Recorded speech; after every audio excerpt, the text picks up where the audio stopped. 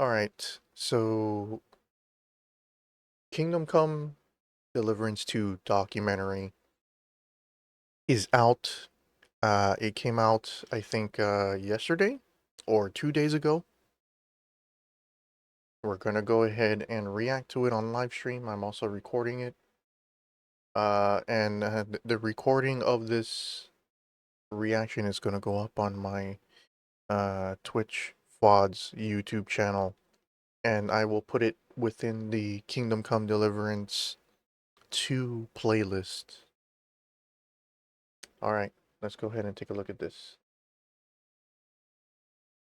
Give me a second.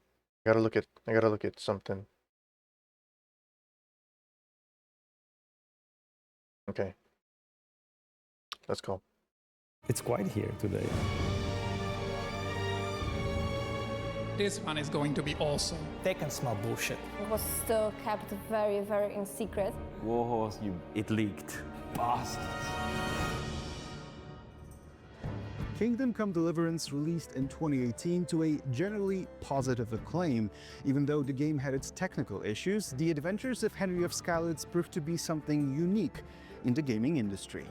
Today, with over 8 million copies sold, over 80% positive reviews from the players, and an infinite number of "I feel quite hungry's" uttered by our beloved hero, Warhorse Studio aims to release a sequel that's 8 going million. to be bigger, What the hell? better, and more successful. You've been enjoying your second adventure in medieval Bohemia for a while now, but we're here today, exactly one day before the game launches, to give you a glimpse on what the final hours of releasing a game look like. I thought and to talk with the KCD1 only developers sold about all like things 5 KCD2. million.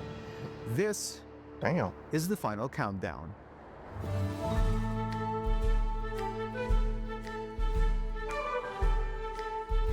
I'm digging the music.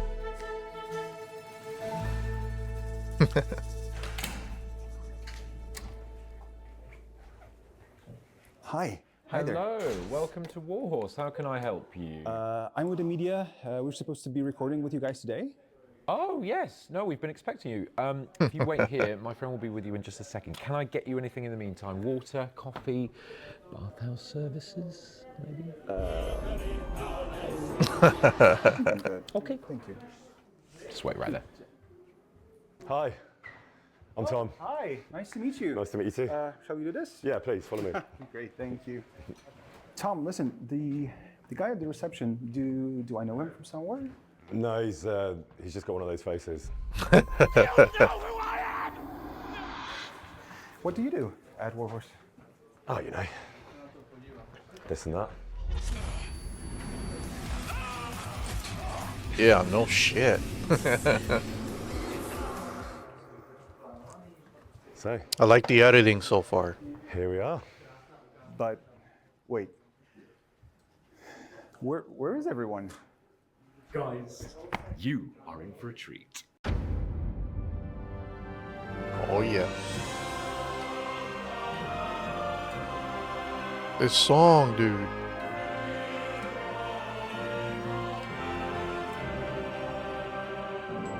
Heck yes. How long is this? It's 2 hours long. Holy crap. Strap in.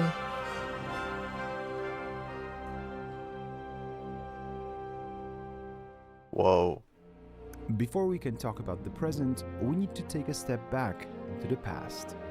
I always wanted to create something from our history. Another thing is that there was almost no historical games that are not strategies, let's say. In my opinion, there was a huge hole in the market. We founded the company together with Martin and started to work on it. And it was quite tough because nobody believed that his purely historical game is commercially possible. 2008 to 2009, I was working in Codemasters in UK. So as a producer, Codemasters? Then I came back to Czech Republic. Whoa. I was wondering, what am I going to do? My friend Viktor Bocan came to me and introduced me to Dan Vavra. And of course, I knew Dan from before, but we didn't meet before in person. So I was aware of him, Codemasters. and he introduced Very me to this interesting. concept of realistic medieval RPG. I thought it's a great idea. I And it's completely Dan's idea, and I immediately saw that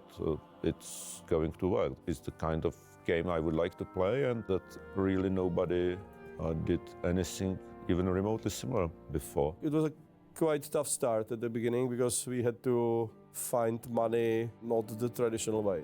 Investors, Kickstarter, years of Give me that light bar. I want that light bar. to make it happen. We started looking for investors, and of course we approached various gaming companies, and they all are impressed by our pitch. And then we approached venture capitalists. Of course, in Czech Republic, there were no similar success stories of a venture capitalist funding a game studio and then exiting it and making a lot of money. The only people who did this were Peter Wachowska and the people who backed him, and then they were able to sell the company to 2K. We had a cool pitch, Holy I believe, crap. and we were trying to explain Take what we are Two doing. Interactive? We had a lot of meetings, but in the end the response was always, don't call us, we will call you. And we were pitching the game to these people and showing that this is the running demo, you can take a controller and play it. And they always said, well, we are not sure. We think that Facebook is future of gaming. And what about companion apps? Are you planning a companion app? We think this is the last generation of consoles. There will be no more console gaming. After maybe 2 years, we were able to approach Mr. Bacala, Facebook who is was the one future of gaming, select sure. few Czech billionaires, and he made a lot of money in banking, and he owned several coal mines in Czech Republic. And so when he learned about our project, he seemed excited and agreed to finance the startup. That's how Voho Studios was born. In 2011, in August, we were incorporated, we started hiring people, and we started working on the game. We didn't yet know it will be called Kingdom Come Deliverance. It was very recognizably the game that we then released in 2018. For us, it was more important to find out whether people are interested in Kingdom Come or not. It was more like voting by wallets. The most efficient Didn't the game not do well at launch? And then like on like year 3 or 4, okay, so if you have say 10,000 it got people super telling popular. us, this is good, go ahead, we would be more than happy. And finally it was more than 35,000 people. It was actually a fantastic result, and it gave us some freedom, creative freedom, in financial freedom. We could have continued. That dude had an Alienware monitor. Developing the game. That was more than what we wanted. Interesting. And as it turned out, we got much more money on Kickstarter than the amount I mentioned. And then we did a crowdfunding campaign on our own webpage. And in the end, we got so much money that we nearly were able to finance the development all the way till we were able to secure the advance from the publisher. Today we're used to saying Kingdom Come Deliverance, but there is a bigger story behind it. Generally, Kingdom Come is this religious Die Kingdom Come, so that's from that. It's a little bit funny because I wanted to have some series name, just like the Elder Scrolls something. So the Kingdom Come was supposed to be something like the Elder Scrolls. And then the Deliverance would be the name of the game, because everybody says Skyrim, Arena, blah, blah, blah. But it turned totally opposite. People started using the whole name. So I remember that the original dance speech, it was called Hammerheart, which, like, you are a blacksmith. But Hammerheart, I also think, is the name of some metal album or song. It was not really a good name because it was already trademarked. So these were the early days, but there is a long road between starting a campaign in January 2014, getting over $2 million from both Kickstarter and crowdfunding on the studio's website, and the releasing the game in February 2018. First of all, the game needed a main protagonist, and the search for him wasn't easy. We wanted to have a universal actor that's able to be funny and at the same time is a little bit tougher, which turned out to be quite complicated. So we had a limited options because thanks to the fact that the game is historical, we prefer English actors for the accent and everything. So we were limited to English actors, And when we did the Wow. casting, I received a lot of proposals, and nobody was funny, which was bizarre. We had this test scene that we sent to them, and the scene was supposed to be funny. It was basically a joke, and everybody was playing it as a drama. So basically everybody was crying during it. I was like, what the fuck? Like, it's a joke, why are you crying? And out of, I don't know, 100 or 60 actors or something, just few were actually getting what it is. And one of them was Tom and one of them was Luke. Originally we casted a different actor for the role. Tom was the second. I don't know if he will like to hear it, but he knows it. But generally the other actor was very similar. We already signed the deal, and then he was casted to some Netflix show, so he rejected in the end. Who He was very it? similar actor in terms of performance and looks as Tom generally, and he was also called Tom, I think. We know how the story turned out, and we No fucking way. I think... Was it the actor for Lucifer? Hold on.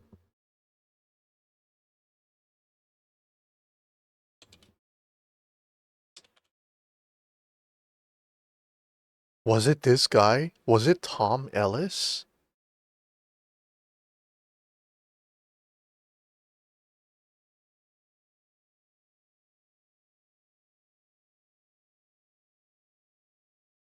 It was...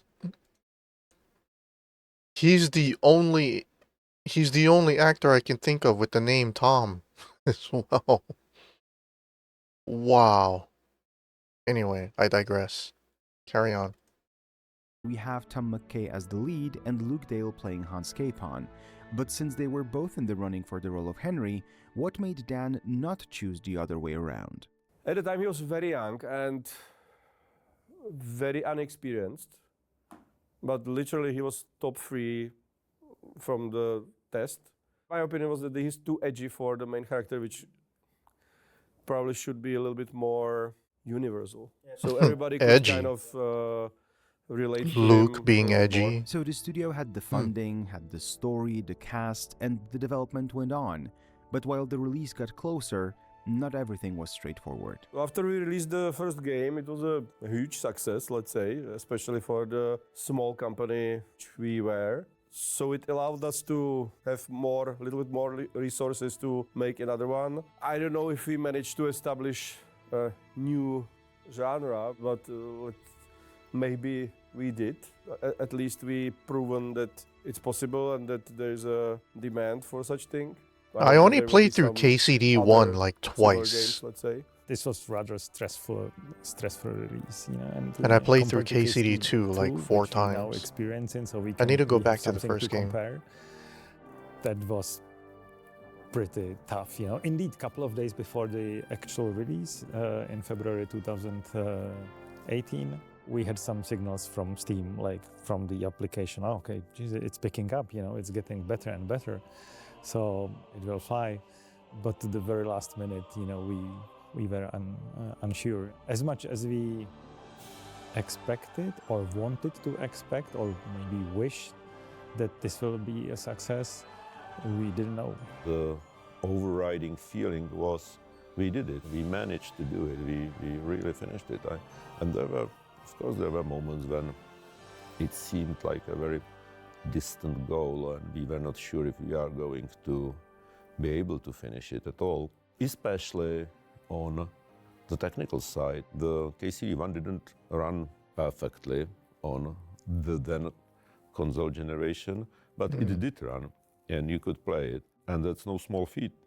I remember maybe a year before release, we were maybe 2 gigabytes over memory budget, and we were able to cut this 2 gigabytes of memory usage in, I don't know, 12, 16 months. That's no small feat. There were times where we were thinking, like, maybe we won't publish on consoles at all, maybe we will do a split release and release on PC, and then maybe You see, that's why half a year later. That's why they should up it better. video and RAM. In the end, we were able to optimize it in time for the release. simultaneous release on all platforms. That was great. What I did for the first half year after the first game Okay, is that no I more of this sat 8 down and gigabyte was and preparing 12 a gigabyte big video document cards. that generally 16 has to addressed be the all entry. issues and shortcomings and possible upgrades for the features of the first game. And based on that, we created a design document and plans how to upgrade everything. Not everything in the end happened, so there's a lot of things that we had to scratch because they were still too complicated to do.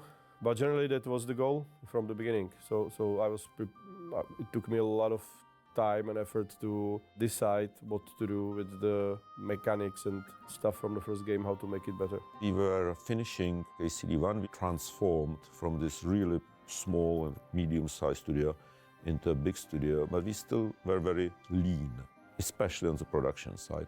And we felt that we really need to address this, that with this 100+ people, we can no longer rely on this ad hoc communication between They people had that many speed, developers that we really need that to time? have some kind of more organized, I thought they were smaller than development, that. organized structure, even though it meant, of course, some loss of flexibility.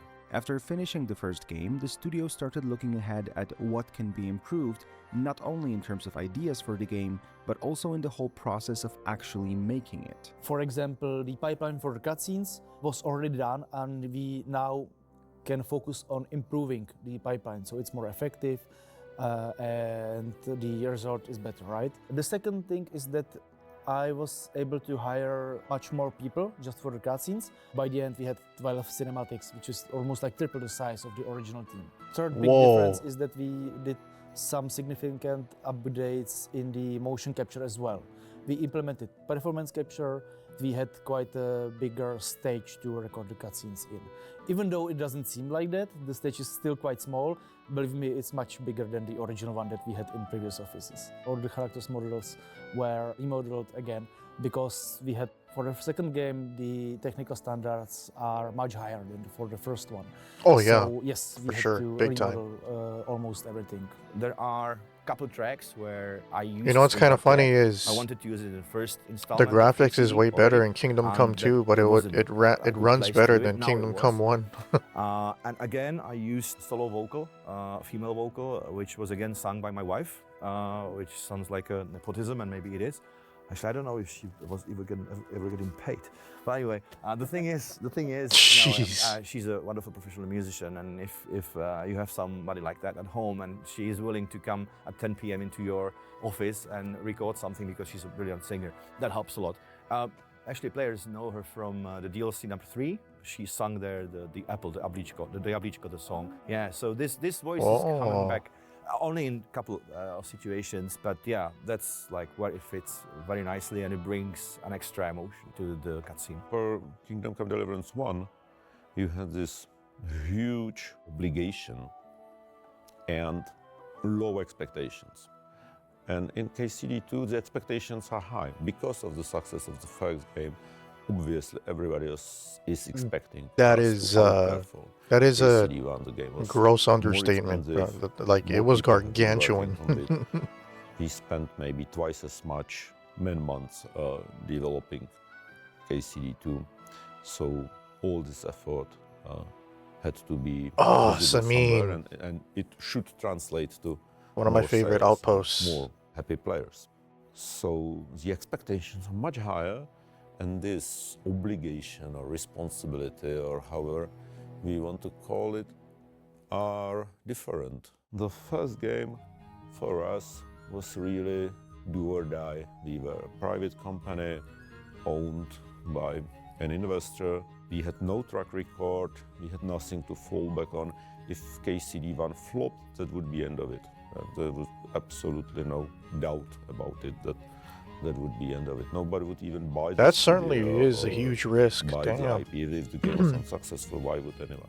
In Oh. 2019, the studio was acquired by the company you now know as PlayOn, and some people feared that it might influence the creative independence of the studio. It's important to say that we are, and we were, and we still are, very grateful for that fact that operationally Warhorse and still have and will have the creative freedom. We really did what we wanted, in a way how we wanted. From that perspective, nothing has changed. And in fact, when they acquiring us, That's we good. already started Kingdom It's Come kind of 2. almost It was not like the same we will situation take that I one felt like game, Tencent now when we they buy bought you, and then GGG, now we Grindy tell Gear you Games. what we want you to develop. So they just supported In the back of us my head, in, I was thinking like, man, I indeed, hope you know, Tencent personally, doesn't financially, fuck with in the Path of marketing, Exile. to continue that effort.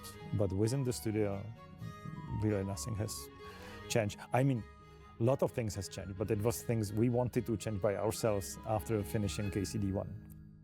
It's time to move on. For years, everyone has been wondering whether there will be a sequel to Kingdom Come Deliverance. You know what's With the funny? I success of played the this game for the first DLCs time in released, the Royal 2025. Edition coming, and then even a I port played for Kingdom Nintendo Come. Switch, I bought everyone Kingdom Come hoped 1 that in one day January there will be of a second game. this year. Initially, in the marketing team, we wanted to announce the game. I finished it in February. 4 times right before this we game actually came out. announced it, and we were waiting for the right moment. So that was the timing discussion. Then, of course, there was the creative discussion of how we are about to actually announce the game, because people didn't know that we are making a sequel to KCD1.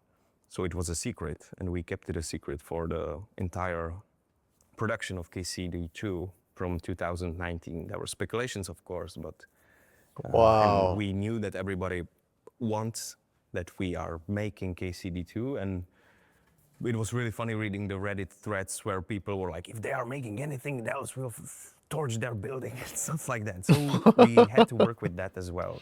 The studio What the started hell? teasing the fans with pictures on social media. There were 4 pictures in total, one posted every few days, but it all began with a figure on a horse that did not look like it came from medieval Bohemia. There was one guy that says, this is Dan Wabra on a horse, and he will tell us that we are about to announce KCD2. We've put the letters KCD and Romani 2 into every one of these. There were 40 of pictures, and we Really? put KCD into the one by one into every of the picture. It was very hidden, but if we knew that some of our fans are really like, you know, zooming it in to the absolute maximum, and he found Whoa, it. that He is put it pretty on Reddit, cool. and people were like, "Oh, you're going crazy, man! Change your meds." And this is, and he was right all the time. Finally, on the 18th of April 2024, the fans got what they wanted. The reveal consisted not only of the trailer, but also the whole introduction to the premise of the game made by the team, the 2 main actors, as well as musicians conducted by Jan Walta, who performed the track that fans instantly fell in love with. It was shot in Gutenberg, the main capital of Kingdom Come Deliverance 2. In the Saint Barbara Church, which is like the, let's say, the monument people go there for. And we shot it actually exactly a year ago, the end of January 2024. We shot it for 3 days. We shot it in Gutenberg on purpose. One, of course, it's the setting of the game. And when we were having like creative chats how we are about to execute the announcement, there were some people that said, let's just shoot it in the office.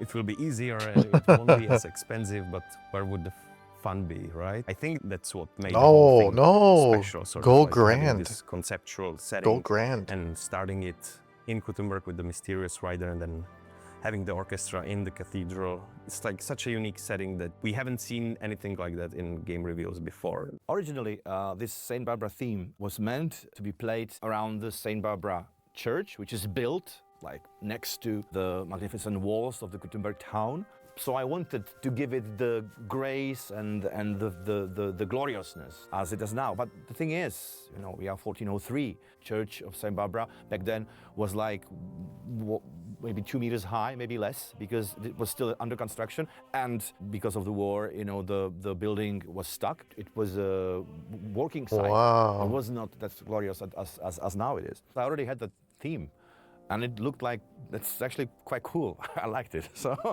I've decided That is so I will cool. record this track in a like bit bigger official version, and I will record it live with 66 musicians in the orchestra and 40 people choir.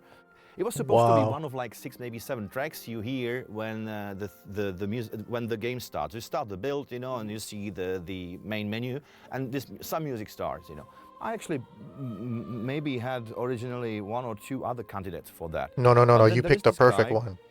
from the studio. His name is Vítek Mičke. He came to me and was like, listen, we are gonna be doing this announcement video, you know, about the game and all the things, and we just don't want to announce it through a trailer. We want to do like a whole big show about it. And why don't we just finish it all? And he described me all the parts. I was like, oh, this is amazing. Wow, this sounds good. And Luke and Tom are gonna be in it together, you know, in live, in person. Wow, this is amazing. Oh, I was like, this is great, this is great, this is great.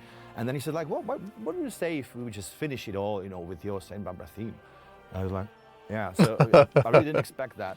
So I would never believe, you know, the music, you know, would have such a prominent spot, you know, anywhere. It's like, wow. Yeah, So dude, I was, that of course, track very is happy. awesome. We have been doing this recording then with musicians in back then freezing St. Barbara Church, already built, already in its gloriousness, and that was like -6 or -7 degrees Celsius, I think maybe. It was like really pretty bad for Holy musicians. crap. It was a hell of an experience. It was an amazing thing. I mean, yeah, hadn't it been for Vítek Mičke, it probably wouldn't have this status, because he's, okay, I composed it, that much I can say, but he's the guy who elevated it up, you know, and he put all the spotlights on it. So, yeah, That's thanks, crazy. Vítek. It was important to keep this kind of announcement in complete secrecy in order not to spoil the surprise for the people. Good thing it didn't leak, right? Actually, it leaked. It leaked not the footage of the announcement, but footage of our trailer that was part of the announcement game reveal. It leaked actually one night before we announced it in April. So we were very happy it hasn't leaked until the day of the announcement, that I woke up at 7 a.m. I have like 90 missed calls from Luke. Oh man, look at the Twitter. Fuck man, this is. And it leaked like a cut down of the trailer on one of our advertising partners' webpage. I was still awake because I was very excited. And Roxy, funnily enough, messaged me and said, Luke, the game's been leaked. You need to have a look. And so I was calling Toby, I was calling Vítek, and they were asleep. You know, it's 3 a.m. in Prague, and I'm like, oh my God. And then I think as soon as they woke up, damage control, you know, panic stations, and they got it all taken down. And then, but it's kind of a testament to the fans as well, because a lot of people I read were like, even if it has been leaked, I'm still gonna wait until Warhorse fully release all this stuff. I was one of don't those. Ruin it for myself. I want it all to come from them.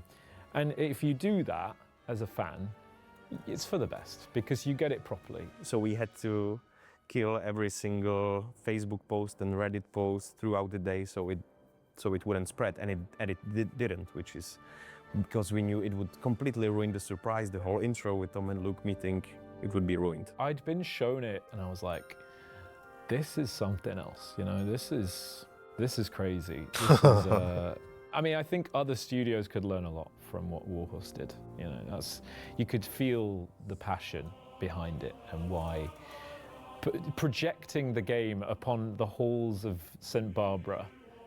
It's inspiring. I forgot it's what genius, isn't it? And I think that I forgot what gaming convention was going on when this as passionate as Warhorse are. When this trailer aired. It is finally time to join Henry I and watched Hans it. It was in the like quest 2 in the of morning. delivering the letter to Oh. Otto von Berghoff. What letter, you might ask? I woke up the whole Well, house. This one, of course.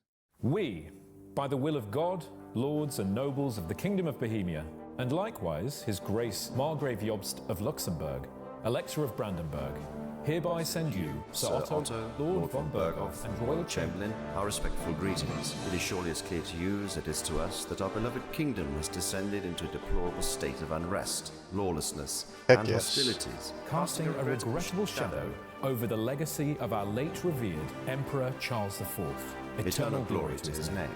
His heirs Wenceslas and Sigismund are in conflict, and our noble houses throughout the land have become entrenched in mutual dispute and dissent. As the nobility of this illustrious kingdom, it is our divine duty I to never endeavor to played bring Claire much desired Obscure peace to Expedition Bohemia. 33, but I've watched some Its live righteous streams king. on it. Enough of folly and wretchedness.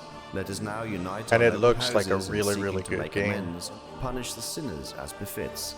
Please accept this letter from the hand of our I'm noble kind of friend and worried envoy, Sir Expedition Hans K. 33 is going to Bernstein sweep and the Game Labour, Awards. and his squire, Sir Henry of Scunnet. and to Because submit to them your KCD2 considered needs to response. win In the something. name of Jesus Christ, laid down at Rattay Castle by the undersigned in AD 1403. It's the direct continuation of the first game. So basically where it ends, this one starts. The first one was Ich not bin closed. There toss. was a huge cliffhanger at the end. So basically we continue, and everything that was started in the first game is finished in the second one. It's about the civil war in Bohemia, where the king is abducted by his brother, who is trying to take over the kingdom. Our hero is a victim of some raids on cities that produce silver, and he wants to have revenge, but at the same time they want to save the king and kind of end the war. The second game is much bigger in terms of politics and scope than the first game, which was just focused on the main character and his struggle in some rural areas. This time it's much more about politics and kind of bigger picture of what's happening. Concept of the full story was done at the beginning, so the second game was already established 10 years ago, and the original plan was to kind of have the whole story told to the first game, which was not possible and quite naive, because even the second one took us a lot of work, so it was totally impossible to do it in the first game. But I believe that there is going to be a second game, because I was quite convinced that it's going to be a successful game. And especially after Kickstarter and all the publicity we got and reactions of the people, and everybody was very positive Oh about it. So I man, was somebody quite started up a Harley sure Davidson possibly so the early second in the game would morning, be it's quite high. loud. We are like looking at the story from two different perspectives. One is like what's happening in the world and the lore of the world. And obviously there, in the beginning of the 15th century, when the game takes place, there was a raging civil war. But then the other perspective is the personal story of Henry. I think for the fans who enjoyed the first game, what you'll enjoy about the second is the step up into adulthood for Henry. Oh yeah, big were time. dealing with bandits Big and small time. town problems, and now you're dealing with kings, and you're dealing with really big armies and big boy problems, and you've got to rise to the occasion. And I think that's quite exciting. You know, just like in life, you have to grow up, and things get tougher as you go along, and that's good. You know, the new challenges, and seeing Henry grow in that way is really exciting. So I think they'll enjoy that. KCD1 was from a child to a man, and KCD2 is from a man to a warrior. And specifically to a warrior, not a hero. He still has this kind of struggle with his past self when he still feels that he failed.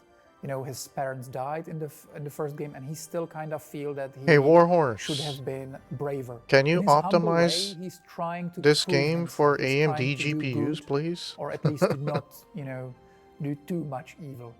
So it's like this personal journey, and yeah, he has At his least enemies from the first FSR game, 4. and yes, they will be end to the story that began in KCD1. KCD is in an unusual position of telling a story that's grounded in actual history. This means that there are two types of characters there. Ones who are completely fictional, like Henry, our hero Henry, and historical characters that require a bit different treatment when writing for a video game. With the completely historical characters, the limitations are, for example, you can't kill them because they actually lived, and people can research them. It would feel weird if you change history, so you can't change, the history of Europe in our game. So these are the limitations we had when writing the story. And even some characters, when it was well known that some character behaved in a way, we had to retain them. But we had a lot of freedom with the new characters. So when you come up with interesting Gutenberg burger, for example, you could come up with anything basically. The characters that are invented and the characters that are like pre-written by history, their starting point is really not that far off. The only difference is that with the historical character, you have to be careful not to break the continuous of our timeline. So, they will survive.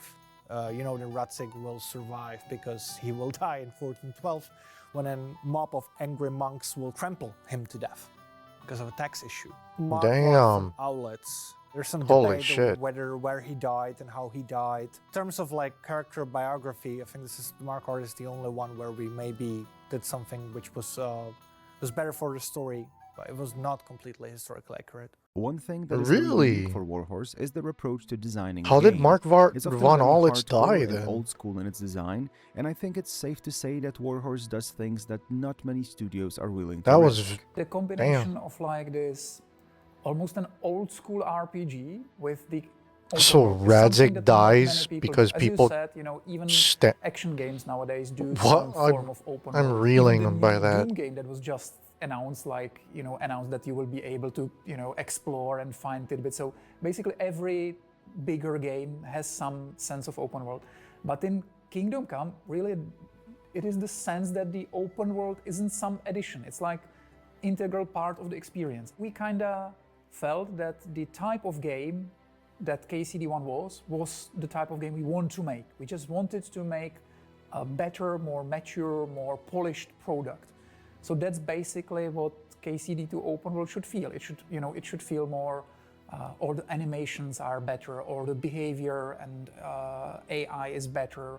Your connection to the world should be better, or the reactions from people are better. Even now you can respond to many people, even to the small things. The new feature we have when you can quickly respond Some to of people. the There's all these little things that HDR lighting effects during the dialogue feeling of this like very grounded, realistic still world needs that a bit of everything work. makes sense. There's some should be weird still the same. We have our graphical reputation system artifacts and stuff that like not that only during the NPCs will dialogue. remember what happened, but they will even tell other NPCs, and they will like behave appropriately. For Like how many example, times like you where will your persuade characters them are to in a dialogue do anything with your action, for example, crime, in complete their reputation darkness, is and then still you can lower. see the So outline they'll of their start to teeth greet and you their differently, They will eyeballs. be less cheerful. It will be harder to persuade them in quests. If there are traders, it will be harder. They will, you know, raise prices. And it was just for shiny you. and bright. In KCD1, they have their clothes on, and if you steal the clothes, they don't have them. So this kind of design principles stay the same, but we said, okay, so KCD2 should be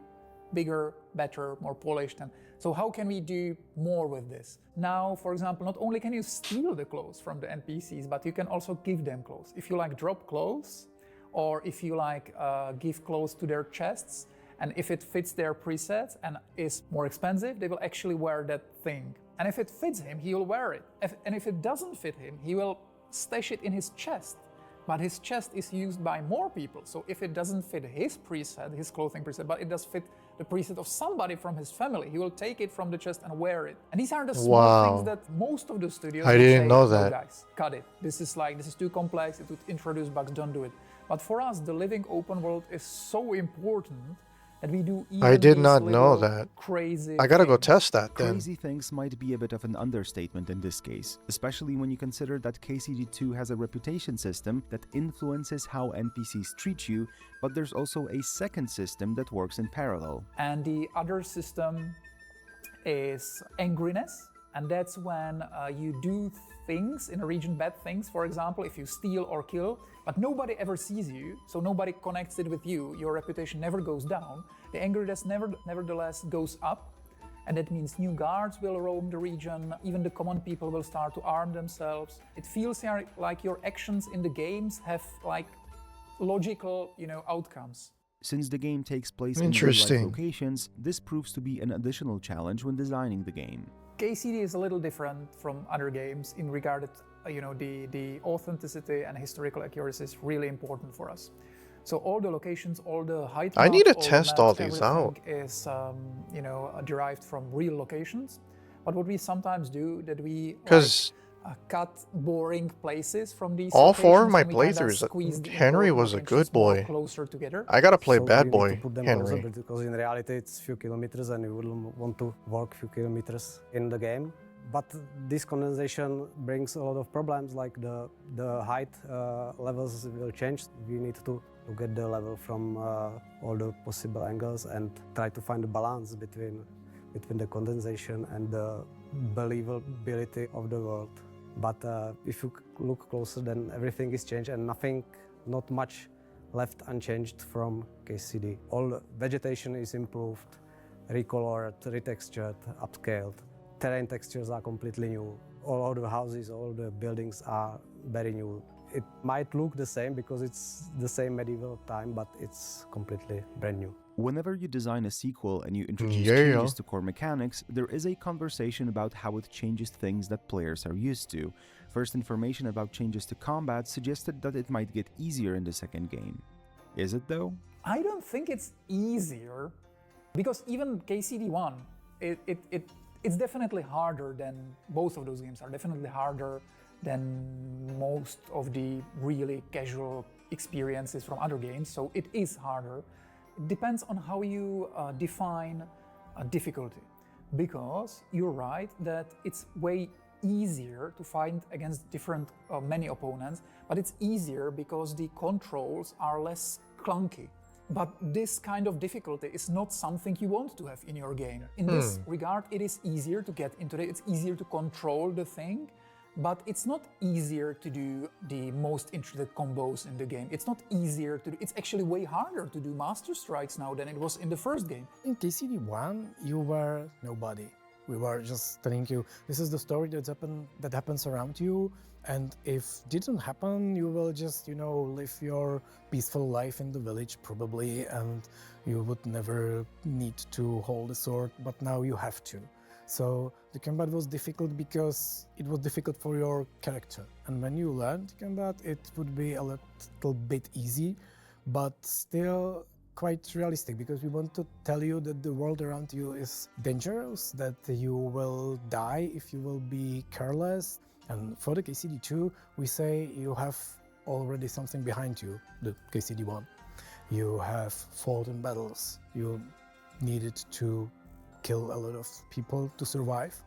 So now you are still not a superhero. Man, but you when I play through this game again, I have to go strictly with it's still harsh world. You can with like a halberd or something, like a heavy armed weapon, a spear. Easier because the world. Because I never played with that weapon much. Easier to get into. So the understandable challenge that's clearly communicated to you is actually even a little harder This in weapon. KCD2 than it was in KCD1. But the approachability of the controls and the systems and the ease of understanding what you're supposed to do is easier in KCD2. Keeping in mind how unusual this series is because of its historical aspect, there is one part that for some might be overlooked, but it is absolutely crucial in the whole process. My favorite things about working on KCD franchise, it's the research and the way how you learn so much about the history and about the culture. It teaches you how skillful our ancestors were, how many great things they were able to build with much less resources or technology than we have right now. Fortunately, we have some great people in the team who are really passionate about history and came even from backgrounds like restoring historical buildings.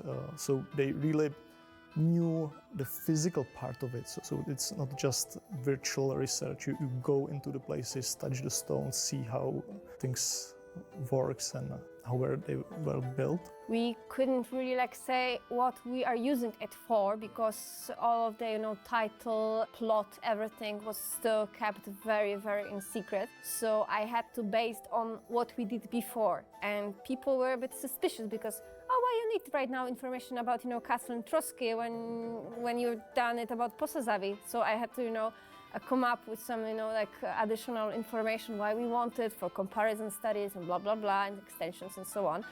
But really we try to keep it very low, to not come out too early. A lot of people have this impression that being historically accurate isn't really important because most people don't know how castles actually look. Most people will not call you on an armor that is not accurate. But what I think, and it's really important, and something we learned over the course of the years, is that maybe people don't know when you're doing something that's based on what exactly it's supposed to look like. on real history, you got to take in They can smell bullshit. the So if you're claiming you're a historical the video culture game, you have to be true to yourself. in general and the Otherwise, culture people at will that know time that, into It consideration. doesn't have the flavor that the historical game, the properly researched historical game, will have.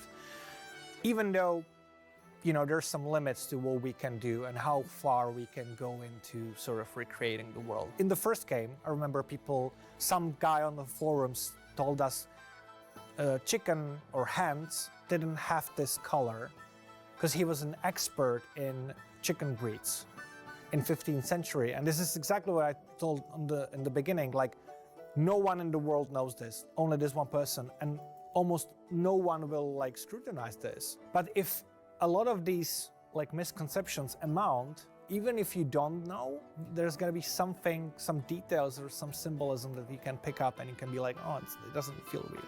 So we had chickens, then we have color of carrots was a huge topic. And now we have willows, the trees in the game, which apparently weren't in Europe because someone brought the seedlings sometime later. We always try to position ourselves that we're not a medieval simulator. Damn. It still should be entertaining experience. And we say our number one goal is immersion. A lot of the time, these go together, immersion and historical accuracy. But sometimes it might put you off. For instance, the way you rode a horse in 15th century was most likely you wouldn't ride with your legs bent. You would kind of ride, can't really show it, but you would like, you know, put the legs forward, which is very historically accurate, but also it looks ridiculous. You don't want your people to laugh at the knights. The knights should be like, I'm afraid of these guys. You know, these are respectful. There are certain things that, even though it will be historically accurate, we opted for a more convenient way to display it, because ultimately we don't want to put you out of the world. So these are the things where we try to steer it more into like it's immersive. I can't wait to upgrade my graphics card so I can actually see the game that looking like this and not playing the game in like a mix of low and medium graphics. And technical reasons, there are loads of examples where we have to like sort of cave in. You start with the obvious fact there are no children in the world. There's not 12 people living in one room. Everything's bigger because it's a video game. So the hallways are bigger because people have to, you know, walk there and back, and the houses are a little bit bigger, and so there's like loads of technical limits. While the first game had Ratai as its biggest and most dense location, KCD2 went with a much more challenging task of building a huge city of Kuttenberg, which today is known as Kutna Hora. And as you can probably imagine, it wasn't easy. We started with really gathering not only the sources, but contacting people who dedicate their life to actually study how Kuttenberg looked in previous centuries and all of the work around, so regarding the mining and stuff. We found out that there is like really tons of materials, and exactly, again, some blind spots or like places where it's very difficult to estimate what would be exactly, because you don't have much of the evidence from that exact time. So we had to base on everything that we had a little bit before. I think they did a fantastic job with that. Like establishing process, or it was like stopped or so. And then we also had to take that in consideration that we already showed something in the KCD1, like some kind of a difference between, you know, very little countryside, villages and stuff, and, for example, Rataj. So now Kuttenberg, which was like second largest and most wealthy, you know, city in the Czech Republic, need to be really in this hierarchy really high. So again, like we had to push it. So we had to do this pimp ups, as I say, to consider, and then of course add all of elements, study the things that were in the cities nearby, like also from Prague, like collect that information and follow up people who are actually like, you know, living there. We have to paint the whole world. This is the problem with us going against actual historians. So this YouTube channel right if here, you're specializing in pottery shards in 15th century Bohemia, you know everything about pottery. You know, we have to know everything about everything. that YouTube channel that they displayed, where they're showing the game off, that guy probably has like a top of the line rig, because my KCD2 looks nothing like that. But we can't just, you know. And what is that? YouTube.com/daydream gaming. Yeah, this Kuttenberg looks nothing like mine. Because I play on lower settings, man. You can't go through a city and suddenly there's a white space instead of a house. That's a bug. It's not us saying, oh, we don't know how this house looked. So for example, in Kuttenberg, on the corner today, the tower with the clock, it's not there. It burned down. We have no idea how it looked The like. sun's coming but up. We used our educated guesses to reconstruct it because we can't really say we don't know how the tower looked because that would look weird if there was no, I mean, like today there's no tower, but if there was sort of like, I don't know, a white cube instead of a tower with a message like, sorry, but we did our research and we don't know how the tower looked. So instead of that, we'll just admitting it by putting this placeholder here. That wouldn't be really immersive.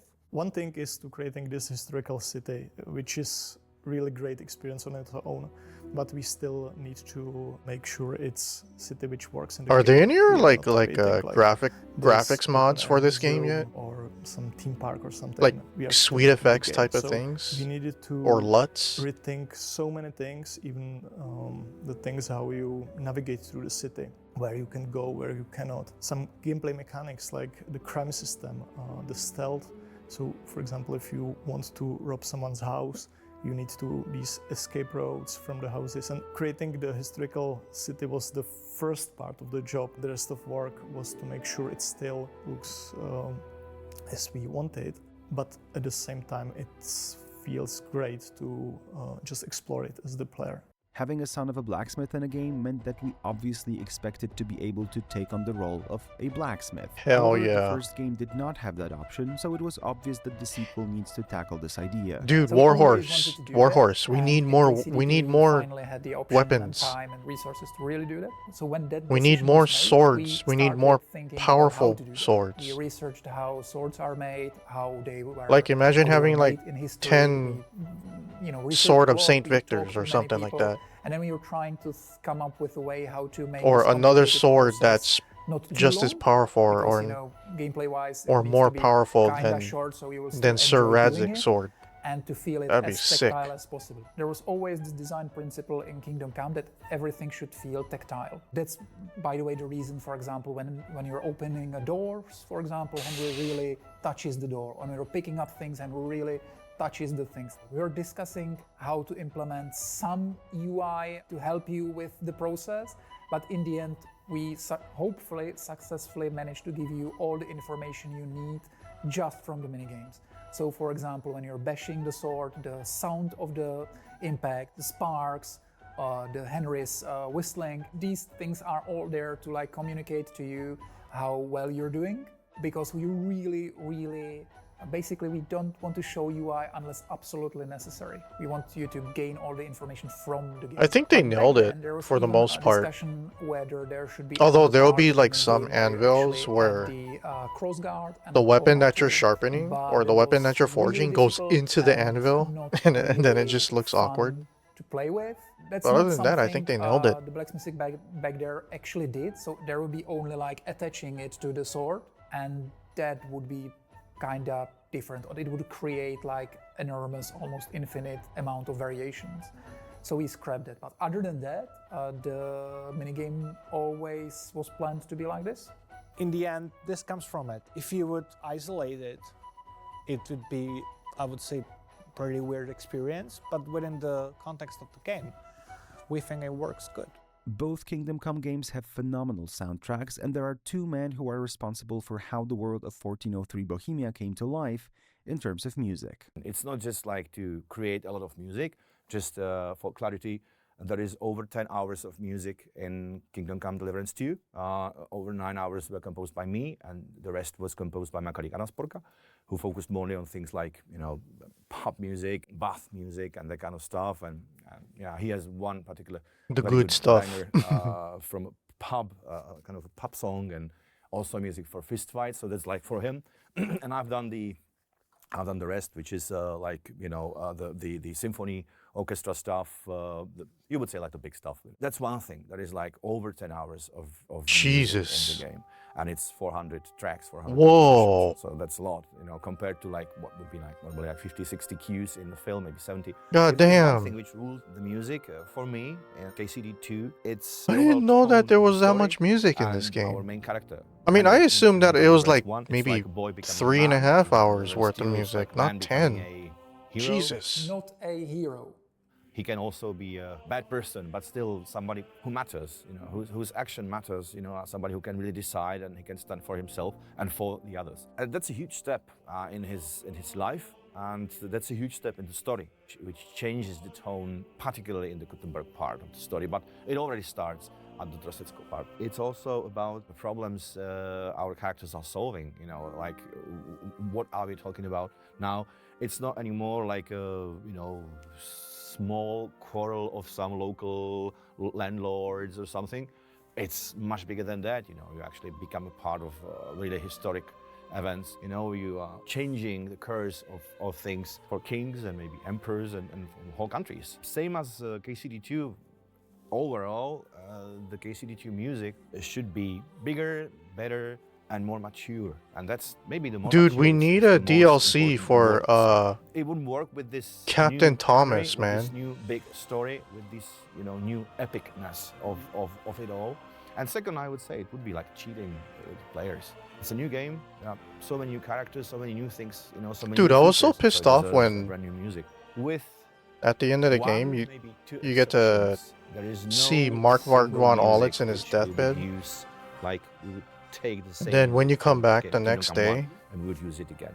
So like out of you those go to check 400 his tracks, armor like pieces and his 398-ish weapons, of them and they're all are, level like, brand new. 2. And yeah, one of the cool things which we had and which I really enjoyed and which surprised me, because I didn't expect how much of a change that's gonna be, was that we had a live choir. We had 40 singers, like a huge one, and all of them were amazing. It was when they started, that was a moment, you know, and I didn't expect that. I mean, like, I didn't, how did they say it? I didn't see it coming. That's the thing, you know. You just give them the sign and it started, all of them. And we did this in the Dvořákovo in Rolfinum, which is still my all favorite room for music. That was a great thing. And since I knew I'm gonna have choir there to use Latin words, Latin lyrics coming from Requiem, and I've used various parts of the Requiem. So there is a Recordare, there is Agnus Dei, it's like 7, maybe 8 of them. There is Dies Irae, for instance, as well. If you recognize what the choir is singing, and if you are familiar with what the Latin words mean, or if you find it out, if you look it up, you will see what I meant with using this part of the Requiem lyrics in this particular scene, in this particular moment of the story. But audio is not only about the music, it's also the whole sound design to make everything feel real. We recorded ambient sounds for our beautiful outdoor locations. For example, if you're in forest, it can sound like this.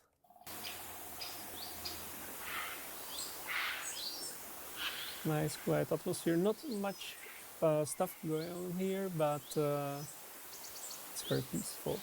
And then you go deeper in the forest. So now the ambience changed to more deeper forest where more songs are singing.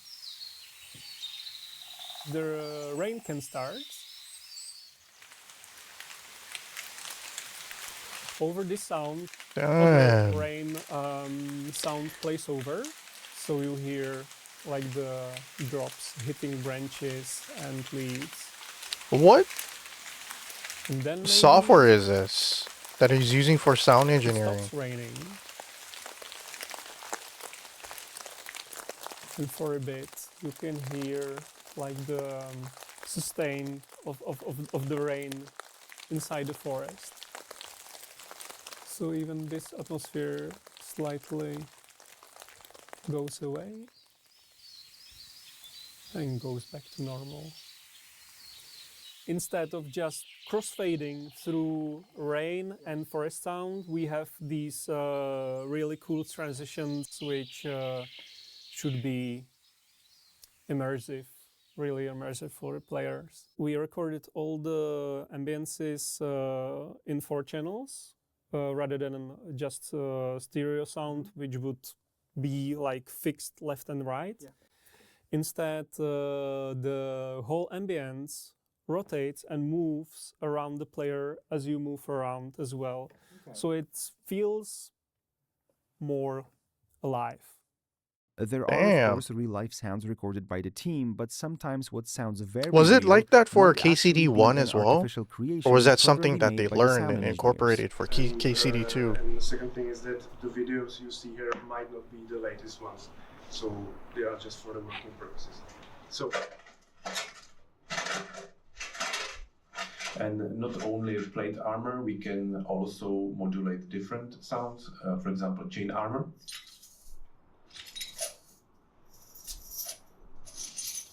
Wait, what? Of course, these sounds would need further editing, but as a synchronous recording, Is that a it piece of works, paper that pretty they've well. manipulated using Of course, these sound sounds filters to are make it made, sound like metal? quiet in the final mix. What? And of course, they are present in gameplay also. One of the main purposes of this is to make the immersion as real as possible.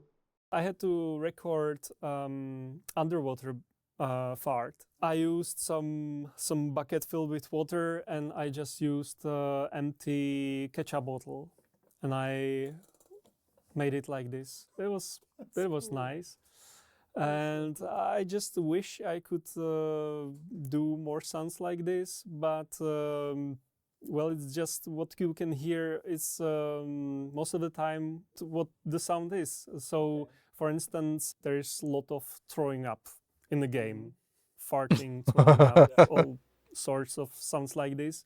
And for throwing up, it's really hard to do the sound. So basically the best way was just recording that thing.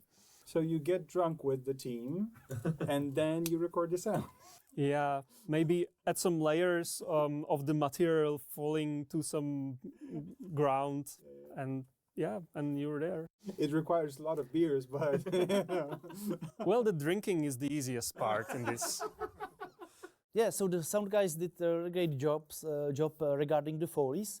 They were creating most of the Foley's by themselves, but we were also recording like the crowd sounds, which in the practice means that we went to this beautiful park in Prague with a group of, I don't know, 20, 30 people, and then we're like shouting, laughing, talking, they are fighting together, and it was really cool, and it kind of helps to feel the crowds behind, or like the life outside of the frame, right?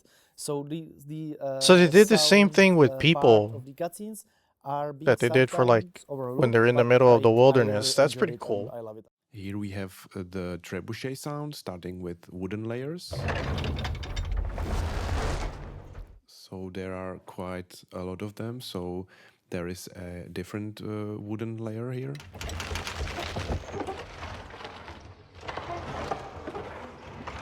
The big wooden construction and the ropes have to creak a lot.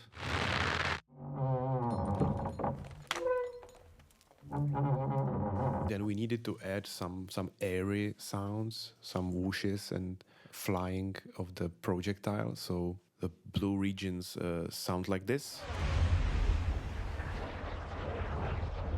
Wow.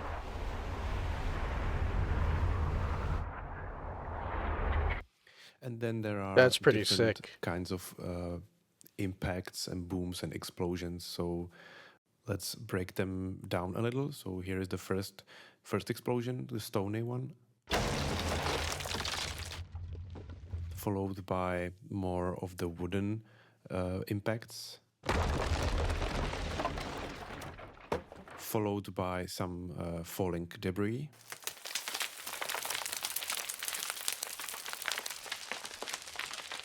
Of course, a lot of different objects falling down from the tower.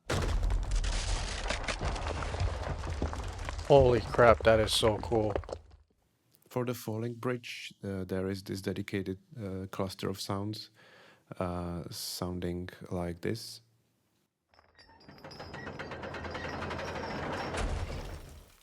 And let's finish this with the complete design.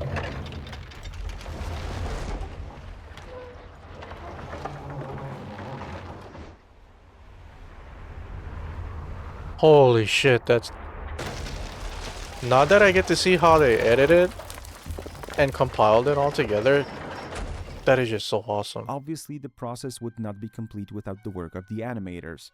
Every little movement that you see in the game, whether it's walking, combat, or small things like reaching for a beer, it's either completely hand animated or animated with the help of motion capture. So usually it begins in the head of a designer who comes with the idea either for like a gameplay mechanic or something that helps them tell the story. And then they talk to animator and technical animator. So we help them also talk through it from like our perspective, like what would look good, how it would work. We also incorporate scripters who are kind of like technical designers in here. And we talk about how we can connect this in the engine, how it's gonna work, so we don't just record something and then process it. I wonder if I turn off the throw it light, will away my because camera it get doesn't brighter? work. It's Oh an shit, extremely long it doesn't. process. Our pipeline has 17 steps. And there's also one instance which was like improvised and prepared in the same time. As I said, the stunts are recorded with stuntsmen, right? But for some reason, and I don't know how that happened, but we decided that Luke Dale, the actor that plays Capon, should do his own stunt by himself. So, and it's the scene from the beginning of the game when he's ambushed by this bandit in this shack of Bojana, the herbalist, right? So basically, we've got him, we got the stuntman. Trying to fix the lighting, Dan told him, guys. like, you should grab him like this and do this, and then like roll over and do this and that. So he goes with the stuntman, do this choreography together. My camera, managed to work it like my camera's ISO is on auto. half an hour.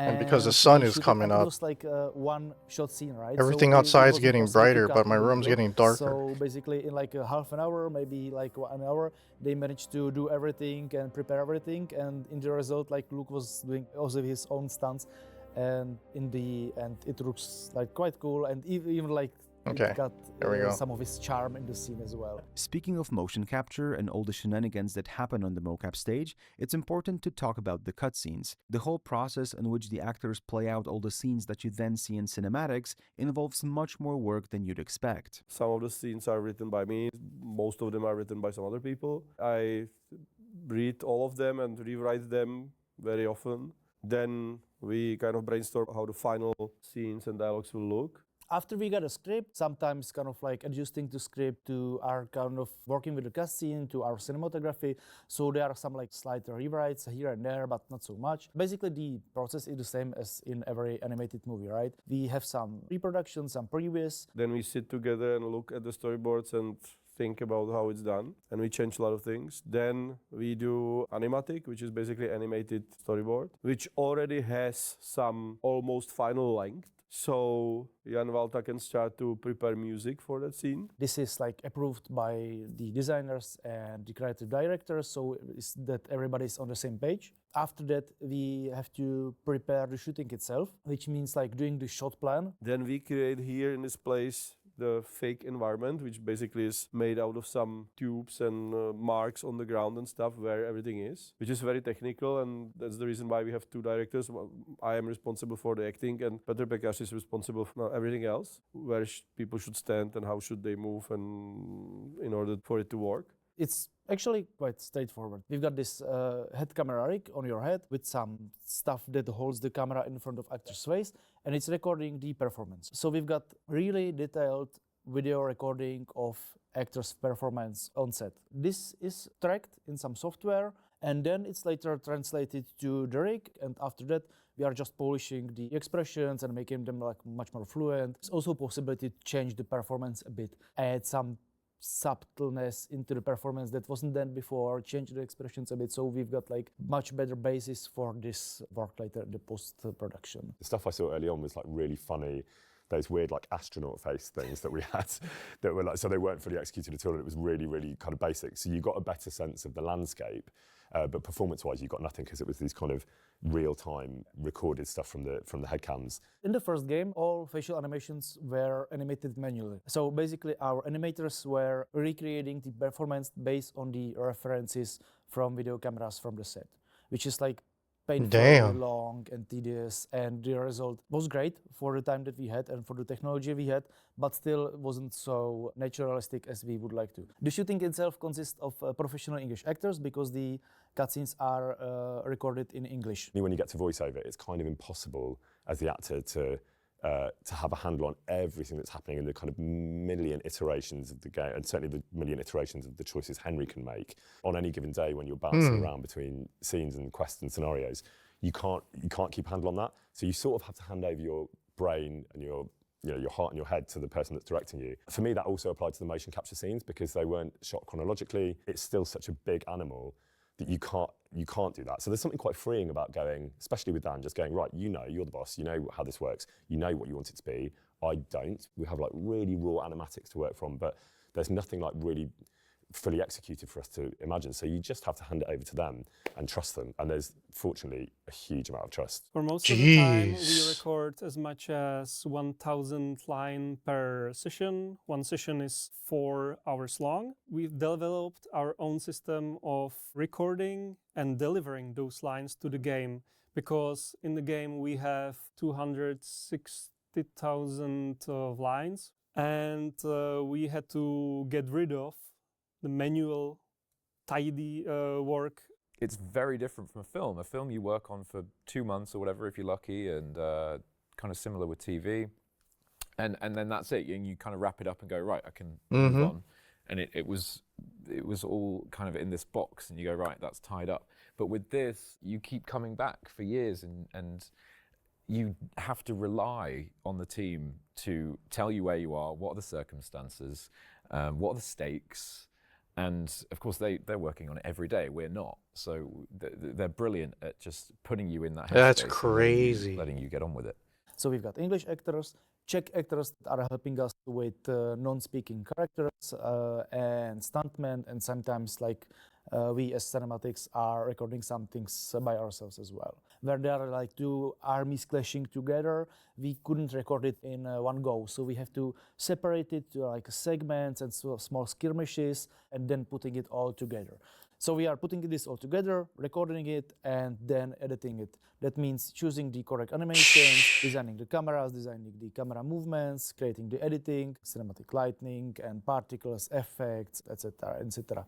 Dude, I could watch stuff like this for like hours, bro. Kind of decide how it should look. As somebody that messes with DaVinci initial Resolve, version, I'm like, and then I need to watch ask them to do this. some different lighting and move the camera differently than it was originally planned in the storyboard and stuff like that. This is one of the things that we actually weren't doing so much in the first one because we didn't have time for that.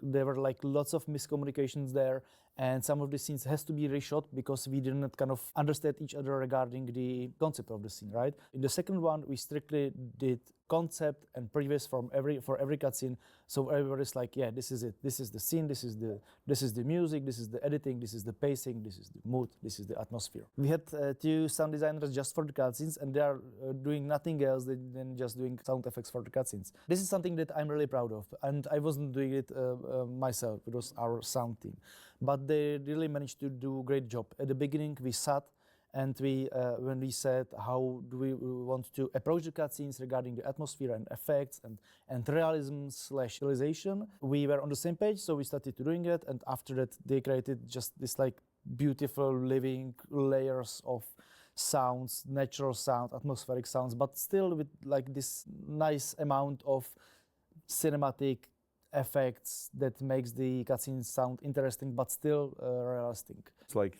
8 to 10 hours of recording, and we create 5 minutes of actual cutscene. We did last motion capture session, I don't know, 2 years ago, and then we were working on finishing the cutscenes for 2 years almost. Generally, we were just like pushing through and recording cutscene after cutscene for like almost 80 shooting days. 80 days? Yeah. So, okay, so that's a lot. And how many hours of cutscenes are there in the game, roughly? Roughly 5 hours and 1 minute. Jeez. We are in the actual mockup stage that we are using for not just the cutscenes, but for That's a 5-hour movie right there, folks. Being used in the game. There is like multiple cameras that are here on these rigs, and they are used for the motion capture. Basically, when actor is having the markers that we can see over there, they are being reflected back to the cameras, and then thanks to this like triangulation and comparison, the system can know where the markers is in the 3D space. Then it's like connected together to this skeleton, and based on the differences how the joints move and the bones move, we can translate it to the actual movement. We are starting and ending the shot with the T-pose. It's like a clear visual cue for the editor where the recording starts and when it ends, right? So if we are, for example, doing a scene and we have to redo it again and not stopping the cameras, we are doing the T-pose again, so we can clearly see that somebody is stopping the shot and recording again. When we are doing this, all the markers are clearly visible from the cameras. So that's why it's T-pose and not like I-pose or Y-pose or anything. Yeah. So it's like the recent pose, exactly. The way how the horse works is that so we are cool. basically using just the top half of the body, the hand movements and the gestures and the performance, not using the lower half of the body because it's being used for like to be in sync with the horse. When we are recording the horse movement, we are using stand-ins to help with the eye line. So for example, the horse is passing by something, the actor is starting, and we have to play as if he's passing somebody, so he's watching somebody coming against him, so he can like look for him as well, and then like you've got like this connection like that. Of course, we've got like tons of weapons here. So we've got like two types of swords. This is a short sword. You can see the markers on it as well because we need to see where it is in the 3D space as well. Then we've got a two-handed sword, which looks like this. Yeah, it's in different stages of wariness, I would say, depending of how much did we used to. It was actually a crossbow with a crossguard here, but I believe actually we managed to destroy it during one of the shootings, so we've got just like a torso. This is the crossbow as well, yeah. We've got various pictures like this, pictures or tank cards, depending on what do we want to use. This could be like an apple or a pouch or whatever you need, or a grenade, I don't know. The acting in mocap requires quite a lot of imagination, right? Because you just have this set and nothing else, and some props and construction that the actor has to imagine how it will look in the final product. If we can help them concrete, more precise the prop, it helps them at least. I saw some of these behind the scenes clips when the game came out. The weight is okay, and they are handling. I had no idea that they were working on doing a full documentary though. The correct reference for the handling and for the manipulation. At the beginning, during the first KCD, they tried to use actual weapons for the combat, right? Which, as you said, helps with the weight and with the field. I was told that the weight is quite similar. The feel from it is a bit different. The center of mass is a bit different. There was idea to use real weapons at the beginning, but the thing is that when you are using real weapons, the stuntmen are much more careful. They were kind of holding back not to injure each other. There was decision to use these fake props, so they are not holding back so much. But in cutscenes, sometimes we were telling the actors to play as it is much heavier than it actually is. The matrices are mostly for fallings, right? For the combat, or we recorded some fallings from like 2 meters height. We recorded some bigger falls, some smaller falls. Yeah, we're a little bit past the halfway mark, guys. A little bit past the halfway mark. There is this scene when there's about Henry is 47 minutes left. To the water at the beginning on the lake, right? So to kind of have this like heavy movement. What time is it over here? And in the mud. It is. We use the rope as well to kind of drag them back, so they are moving a bit more heavily, and it looks it is a bit like more 6:07. natural. We are recording the voiceovers and the performance as well, and we have to do some like electronic clap, something that helps us to synchronize this all data together. And for this, whenever AM 6:07 AM. This really loud and annoying beeping sounds to kind of announce that the recording started. It's really annoying. Everybody hates That's my it, window. It's really necessary because without it, we would like. That's how much the sun's up at 6 o'clock manually. in the morning. On your marks? We've got, I think, 6 hand-mounted camera rigs. They are custom made. That means that one guy from Warhorse actually printed it from the 3D printer. There is like series of stripes and screws that helps to kind of fit it to anybody's head, right? These are the lights. because you have to have the clearest video that you can have. Is that new on the curtain? effect Yeah, side, so yeah, there's yeah. not New like curtain. some parasite shadows or And anything, RGB lights. and That's it's what like came in the really mail clear yesterday. It contrast actually came recording. late. On It the came back at of like the head, there is this like box, 7:50. and it contains the microport with It almost. microphone. They came and almost at the light 8 and the o'clock. camera and everything. We could always bought it. Didn't by know some external Amazon company, delivered that but late. it was like 10, maybe 50 times more expensive than doing it just by ourselves. So this was a peek behind the curtain to give you an insight into how development of such a game looks like.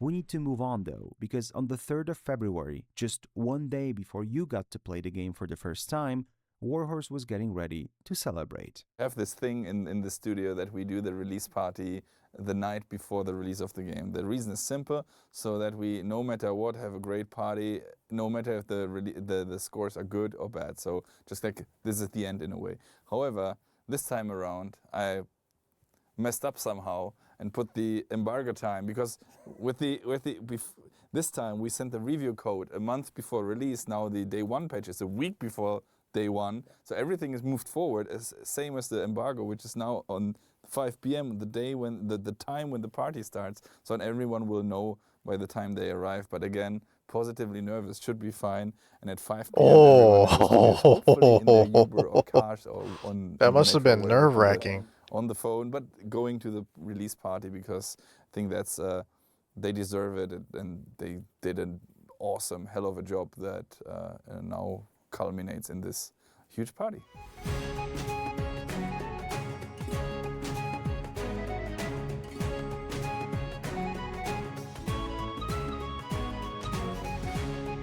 I wonder if I turn off my key light, will the ISO go up automatically? It's not. So we are here today at KCD2. The release ISO is not party, going up and I think automatically. everyone has a reason to celebrate. The reviews are in, and we're just trying to find some people to talk to get their reaction to the reviews. Did you see the reviews? No, not yet. You haven't? Yes. Let me show you something. Oh god, here we go. This is gonna be my first Oh no! Does this mean you're happy? I've not seen reviews that high for any game in such a long time. Oh my god! Oh my god! This is And like and then he became a streamer. wow. Ain't that right, That's the Luke? average from the reviewers at the moment. Oh my god. And Tom just recently became a streamer as well. Platforms, I guess I'd say it's like 50 outlets maybe that are here. Jesus Christ be praised. Yeah. Audentis Fortuna Juva. So I think you have a party to enjoy today. Well, I'll see you guys later. I'm gonna go get pissed. Feeling is 9 out of 10. 9.5 out of 10, I would say. Enjoying the party, getting absolutely hammered. No, I wouldn't do such a thing. After 7 years of hard work and labor, I will totally be at home by 10 p.m. and, you know, ready. And tomorrow I'll definitely be at work. Don't expect me tomorrow. Those are amazing numbers. I sort of feel like I need somebody to fully debrief me on that, but that is like Basically, that's amazing. yeah. It looks amazing, but I'm sort of hoping that it is amazing. Generally, like most reviews are very, very high. There's Yeah. scarcely anything that's lower. Amazing. So there's a consensus that you basically made a great game. Oh well, I certainly hope so. I mean, there's a lot of people in this room tonight who you'll see who have put a lot of work in to make that happen. So it's very much a team effort. It's really funny because we were talking earlier about what a massive kind of, you know, it's been a huge. I wonder if adding background defocus. It all kind of is like rests on what you just showed me on your screen, which is a shame in some ways because actually even if the reviews weren't great, I would still be incredibly proud of it. But it definitely helps that the reviews are good, and hopefully it means the game will have a bigger audience, and you know people will engage with it more. So that is a good result. Was it background defocus? Okay, this is helping nice. with that? This is really I don't know, nice. man. God damn. Yeah, I'm just trying to. I think it's compare because the this background this is level super like bright 87 into that 92, it's putting a lot of light into the PS5 is camera really that my great. ISO Nice, isn't nice. raising. Wow, this is really cool. Okay, I think this is time for a drink. 89, 87, 93. Great. Yeah, we had a conversation this morning, right? And I was saying 87. So 89, 87, 93, it's beyond my expectations. Did you see the reviews, obviously? I did. Some of them that were released already, I did. And it's looking really good. Did you see the average? I think the average on OpenCritic was 91 and on Metacritic it was like 89 or something. PC is 90. That's, oh man, just... So yeah, it's looking great. If you know Warhorse, guys, it's always happy party, no matter what we are celebrating. But this one is going to be awesome. Man, they should be happy. They knocked the game right out of the ballpark on that front.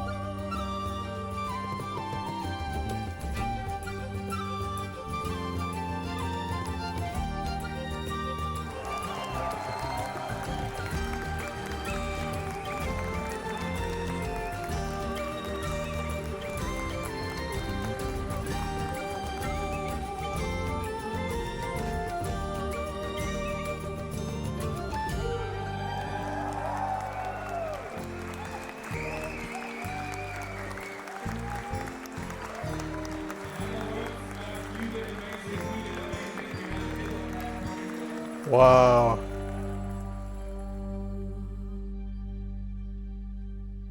All of that doesn't mean a huge amount until it's in the lap of the individual and they're having their own journey and they're making their own choices. So I just hope that we've delivered what they expect on that front. I certainly think we have total faith in the people in this building. But yeah, it belongs to them now. And all the rest of the noise doesn't really matter. It's just in their hands, and we just hope they enjoy it. Yeah, it's almost like it takes on its own life and becomes something else when it's handed over. But I would just say, I really hope it exceeds or lives up to the expectation. I know that people are really excited, so I just hope that they love it as much as they hope they will, and I think they will. The journey of Kingdom Come Deliverance would never be complete without the community surrounding the game, and we found a perfect person to talk about it. A young streamer, the prodigy of Twitch and YouTube, part-time Hans Capon, and a full-time wonderful human being. Since the second game was announced, I noticed this incredible enthusiasm for the game, and it's full-time streamer, you say? Really ramped up when the second game was announced, and I really wanted to make sure that I could engage with people, and it's so much fun. Like the subreddit is, it honestly makes me belly laugh on a daily basis, and so because of that, I keep doing it. I feel like some gaming communities get a bad rap, and some people can be quite toxic, but I don't find that with this community, and people are just effusively positive towards me. And often they can't believe that I'm replying to them, and I'm like, I'm just a dude, I'm just a guy, and I'm as enthusiastic about this game as you are. I've always maintained that it attracts a certain type of person, certain clientele. They're usually quite studious, they're usually very excited about history, and they love the realism aspect of the game. Oh, that looks so cool. Often they're quite nerdy, which I love. I'm a nerd, so we go hand in hand. I used to collect Warhammer figurines and paint them. So yeah, absolute guilty nerd here. And yeah, and they're always just so lovely. The camera's getting darker. So yeah, it's happy because the sun's coming out. They're funny people. They've got a great sense of humor. I got and different they're curtains really this hot time. on their memes, which I love. I find meeting fans in person kind of surreal because most of my fan engagement is done online, and then when it happens in real life, it's sort of jarring that someone actually cares. This is the brightest I can get the light behind the camera I got off the right now. train recently in Copenhagen, and a guy came up to me and was like, "Are you Luke Dale? Are you Hans Capon?" And I was like, I just couldn't kind of believe it. And with fan signings, I did have a taster of it when I had the concerts like a year ago, maybe a year and a half. Oh shit, that's And too warm. It was the first time I'd ever done anything like that. Where that's the brightest I can get it. It's gonna have to fight the Dan sunlight. And Jan Volter, Sorry about that, guys. I think Michael Piffin as well. It's like this endless train of fans. It just seemed to go on forever, and my hand was hurting by the end signing everything. But I really like it because these people that show up to events like that are the die-hardest fans. They're the people that this game may have changed their life. This game may have been a route of escapism during a dark time in their life. This game might have taught them things. It might have. It just clearly means so much. So to be able to be there and sign something for them, which means so much to them, it really does feel good. The cast of Kingdom Come is very open in their interactions with the fans, but this man is the absolute jester among them. There was one online that I found hilarious, where a guy put on a Facebook post, if this post it was in the Kingdom Come group, he said, if this post gets 100 likes, I will name my firstborn son Kunesh. And of course, I've held him to it, because that post got thousands of likes. So of course, I give him a call every now and again, and I'm like, have you met the one yet? Have you met the girl of your dreams? Are you having a child? Is it a boy? Okay, I'm coming to the hospital, because you're gonna name it Kunesh. Okay? He thinks I'm joking. I am not joking. It's happening. So that's one of my favorites. I don't know what was going through his head. Also, low threshold, 100 likes? Are you kidding me?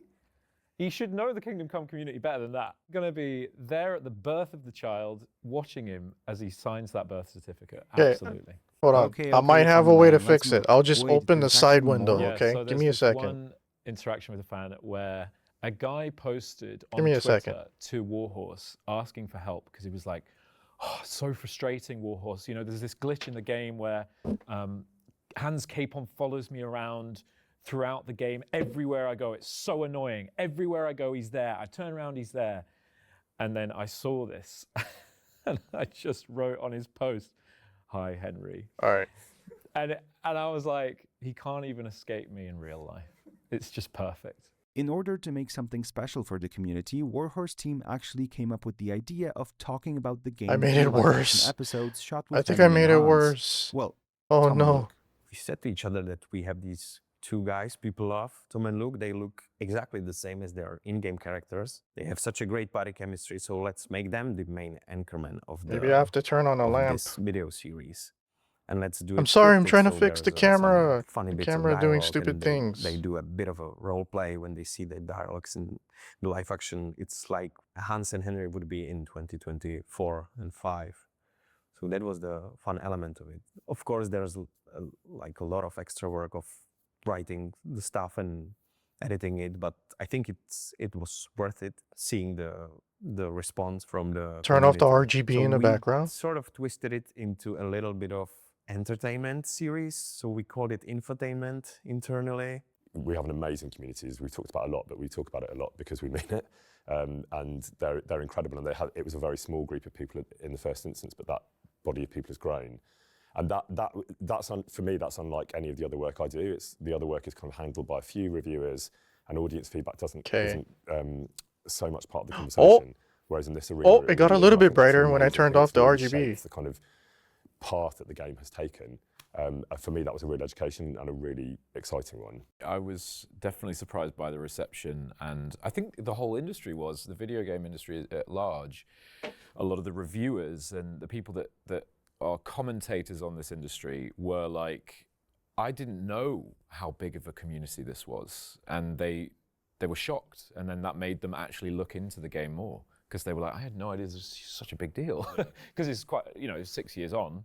You can't. A lot of people have maybe forgotten about it, but then as soon as it was announced, people went, "Okay, wow, this is big."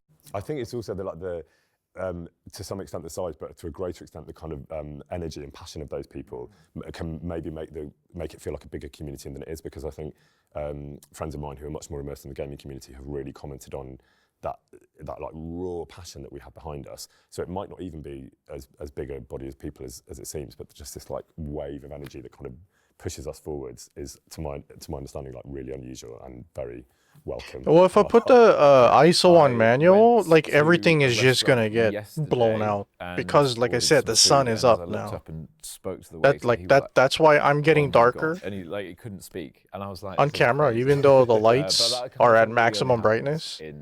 It's because I have a window right here, and then I have a window right behind me. Big wave when the first game came out, and then like a big patch of nothing. So in the middle of, you know, people's the attention sunlight was is just elsewhere. going and then it started to bubble up right again, into the really camera from sensor. the announcement video.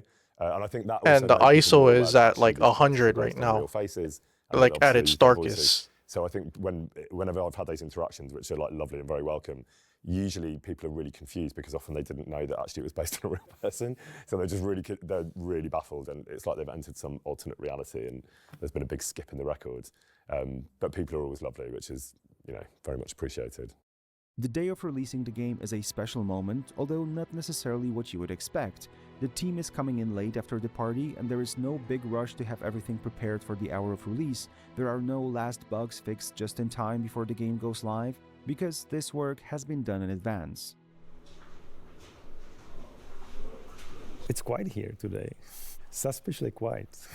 That's also a sign of the fact that I believe that we prepared for the release really in a professional manner. So right now we're in the last stretches. So we have trailers lined up. We have this live action scenes going Hey, good on with Tom morning, and Luke. man. What's we going wanted on? this time to involve them, incorporate them even more in the marketing, which is kind of interesting because in the first game, Hiding chat. generally the first game was new Yeah, to because everyone, Twitch so, is banning everybody not that many has people knew what to expect multi-chat. from that kind of product, and it was hard to compare to I also anything. had to remove the same kick went for panel the actors, from my which profile. did a job for a team from who knows where, doing a game Yeah, about who knows Twitch be what, so cracking they were down, like a little man. bit, not hesitant, but like, yeah, you do yours, we do ours. But of course, with the success and everything, seeing that there's a market, that there's a growing, This is the brand new documentary that came out 2 days ago for Kingdom Come Deliverance 2. involved this time. Luke does this really well.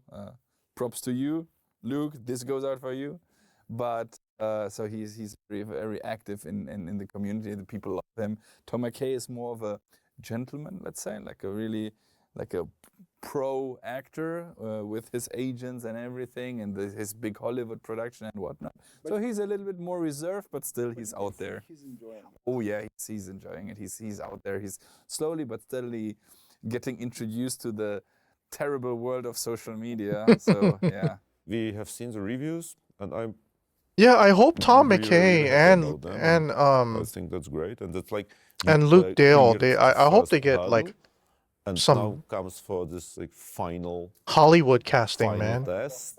I really Yeah, do. Final boss battle, exactly, and we will press the button today, and then we'll see how it goes, and I really hope it will go well, and so far it looks like it should, and it could.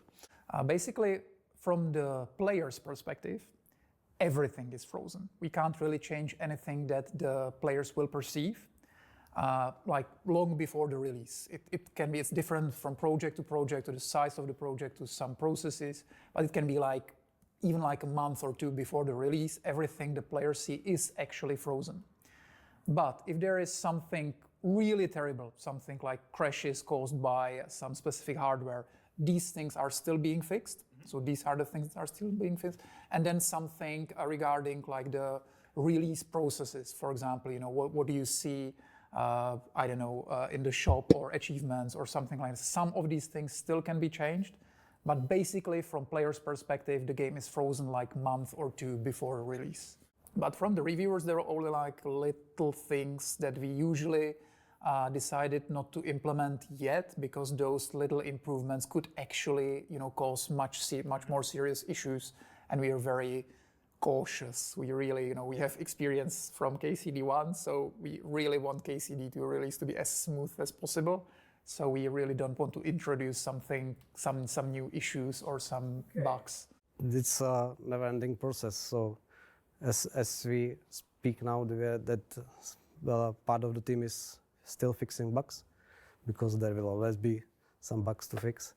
Jeez, they actually have a bug menu? There is no rush nowadays, as it was a few months ago, but But yeah, it's like I said, it's a never-ending process. In all honesty, I'm positively nervous. So of course I know my people and I know my press and whatnot. They're not being influenced at all. We are well into it. There's literally 25 minutes left However, I'm in the of course like documentary. in direct contact, like, hey. Yeah, and I'll be doing a second Mr. stream Regular tonight. We'll Joe, be can playing you some tell more me, Maximum like, what do you Football. think? How did you like this part or that part? Have you met this? I wanted thing? to play like What's your first Resident impressions? Evil Let or me know. something, And of but course, 99% tell me nothing. yeah, I'm They addicted just to say, the "You know Maximum what, we Football have a game. hit there on your hand. I'll and, save Resident Evil for the expect, weekend or something. Something great, which, well, it eases my attention a tiny little bit, but still, you never know, right? What does it mean you have a hit? They're all pretty much solid in what they say. They like the product, so I'm right now eagerly awaiting what the professionals say. But I'm even more, and that is where what is even more important probably, that it is what it is. The people, the gamers, what they say once the game hits the shelf, 4th of February, right? I can promise you that the day everyone or no one will work and everyone will be nose into the screens and looking for the reviews and the let's plays and everything. So the hype is real and the expectations are huge. And as I said, positively nervous. Now the first reviews are out and they're amazing. I hope the reviews Yeah. are good. I was sure that Expedition the game is 33 good, also but had you the never same. know with reviewers, and you never know. It's always there is an The element of difference is chance and Expedition luck. 33 was the So first far, game, reviews the are only much game of better its than kind. I This dared is to the hope. sequel to But the then first again, game. I am not in So charge of hoping at I'm Warhorse. hoping that That's both job. games If I may dominate. pull I the hope it's curtain not a little one bit, game sweep the at the Game Awards. I process do of hope releasing Kingdom a Come game is not Deliverance at least as wins simple as just uploading a 2 build to awards. Steam and pressing a button. There is a review process. I don't know if it'll through win more or RPG less of the editors on year, different platforms, and you really need because to it have just a build seems that's unanimous really that stable Expedition and 33 performs will win well that. in these areas, And possibly Game of the which are Year going as to well. be tested. But every time you fix a bug, you roll a 20-sided dice, and if it lands on 1, then you have introduced a new bug. And this new bug can be quite subtle and even more pernicious than the one that you have fixed. You might not be able to spot it immediately, but then the certification process will fail because of that. We have a release branch, which is the one that we are going to release today. That's the one that went through the certification process or review process. And then we have another branch which contains many more fixes, because we have fixed many more bugs than we were able to push into this release version. So it might well happen that players will report to us a bug that was already fixed. It's internally fixed, but it's not on a public build yet.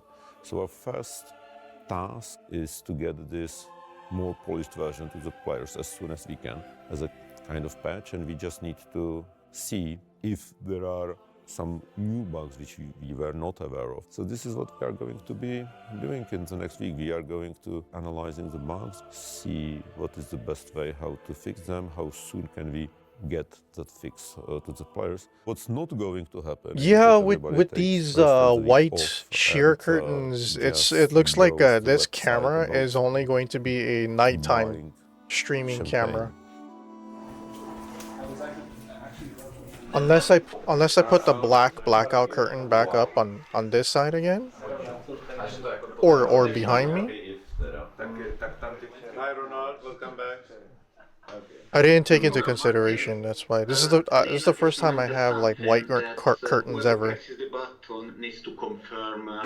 So I apologize if my camera's getting darker and darker and darker. Yeah, I am ready.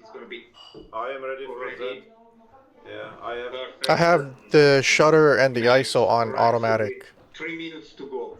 Are we in a hurry to press it? I mean, if we don't press it, why not to wait? But I think everybody who wanted to be on the call is on the call, and everybody who wanted to be in this room. Can you make more space? You have some people still on the corridor. Well, maybe Ronald or Martin, can you explain it again for the rest of the people why we are releasing it a little bit sooner? Sure. Or Martin. But typically, we want to go through the main game and then through the back catalog as well. And along the way, hopefully, we don't find any gremlins in the system. But Steam sometimes shows some errors here and there. So we do this a little bit. Holy and also crap, so look at that. It starts to populate through the system. And hopefully F5 Valve is They got the there to whole pick up company on things there. if something went wrong, but I think it looks good for us. Yeah, actually, it's not just pressing one button. We will have to. We will be pressing buttons simultaneously. With Martin, we will also need to release the DLCs and soundtrack and other elements. Press the button. Okay, so let's do it, guys. Wow, so that's what it looks like when you release a game on Steam. Is a release a product? Whoa, that is so cool.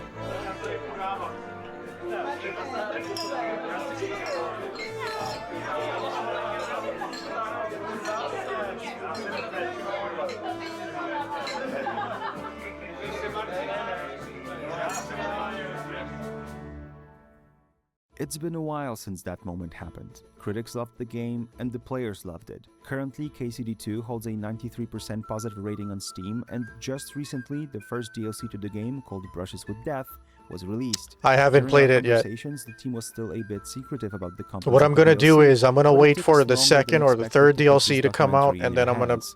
However, buy what we it them can still all, talk about and then is what didn't play make it all. into the game. We did cut things, and I will talk about one soon, but we did cut very soon. There was never a feature that were like almost implemented, but we had to cut it like 3 months before release. No, we really did cut. We cut quite a lot of things, but I feel like it shows the growth of the studio. We were able to plan better, we were able to manage the work better, so we didn't, have these really stressful situations that we had to like cut something that many people worked on for so many. And one feature that was kind of cool but was just really, really complicated was a BART minigame, actually.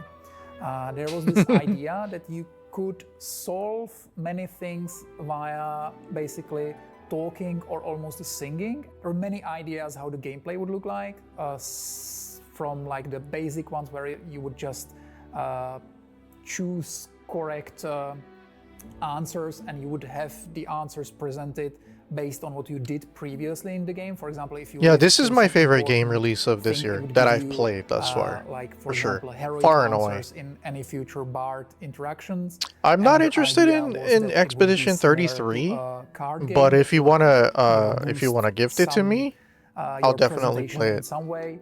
I'm trying to save money. Dude, there is a lot of games that I want to buy, but I'm trying It to... would be really difficult, not only for the design. I'm trying to save money for a programming, but graphics also card. for voiceovers. I'm For trying to it get a feel like 9070 naturally you have to do- XT. I'm gonna because we go wanted AMD this this to time. be, for the player to be able to do that almost anywhere. That means that all the voices we have would have to record. Yeah, all the graphics card reactions first and all then the game connections, splurge everything. after. And on the other hand, it felt like it would be cool to try once or twice, but maybe not the best. I just thing to checked do, your like, Kick page. There's a lot of so it was bots back. cut Oh, pretty fuck. early in the development. On the day of our visit to the studio, I forgot we I wanted had to Kick dissect chat one of the most minimized. brilliant Oh scene my sets in god, look how many KCD2, bots there are. The what's, the whys, and the hows. And we got to show this to Tom and Luke for the first time ever. Do in you its have an finished account form. on Kick? This is a I big can mod spoiler, you but and if then we you made it can past the ban wedding on people the first for me. map and past the immediate aftermath of the wedding. The you good thing actually about keep Kick is watching. there's no ads. Look at this. Ban. The beginning of the game was there for two reasons. One, This happened is that yesterday. We immediately want to present the game like a And big Wednesday step up stream. from the first game, so we wanted to show Or- something grandiose at the beginning. That's one There's just a reason. lot of The bot second spamming reason going on is Kick. I don't there's no know. Like, Henry this is in the the first time that's cutscene. happened. We Last week, really I didn't wanted get the any players issues. to This think week, about why is there this no whole week, I Henry? just seen nothing but bot Something spam. happens in the game. So we really wanted to like really give you this uneasiness of, fuck, Henry might die or something might happen to Henry. So we wanted to have that. At this stage in the story, you know that we are not afraid to hurt characters quite a lot. So we hope that you might think, okay, maybe he might die and I'm on a different version of the game, or even Okay. if he didn't die, I he might be banned seriously 9 injured. We accounts that still were want botting. for you to feel Thanks for like letting me know. I the stakes appreciate are it. high. I'm still unsure. Now I got whether the chat people properly. accept it for Up. it being a little bit like it's completely different from the rest of the game. Like suddenly you're The camera's a bit dark. Yeah, it's because the sun's all up. the rules are different and stuff like. We like to do these things to kind of throw you off balance. See? But most historical novels, The sun came up. I started to stream at 4 a.m. kind of go with this idea that Here's this the is other a very window. unpredictable time. Anything can happen. So even you know that Hans Capen probably will be alive because you A lot played of the lights prologue. going into the camera You don't sensor. know That's how why he it's will dark. End up there. So this uncertainty, I think, it's part of the thing that people like about historical novels and movies. For a long time, nothing is happening. I just turned on my Things key start light to again. happen, Hope and that anything helps a can little bit. happen, especially in the war times. People change, you know, sides, and it's all very unpredictable. So I think because we built this, it helps you with like, okay, so I know Hans Capen will be alive and Henry will be alive, but now this guy arrived, and you know there seems to be a lot of Got agenda on the 20 table, minutes and left. how the tables will turn, what he will tell us. People say you know the ending. You don't know the ending. You know a bit of the ending, but you don't know the whole story. So I think it's actually not very harmful to tell certain parts of the future to the player. Jesus. You're only supposed to deliver a message to Trotsky. Did you get it? Yeah.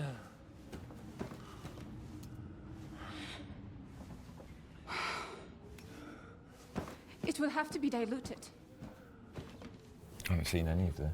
I haven't either. His fever is getting worse. I always find they're so good with pace. If this doesn't work, I don't think he'll last long.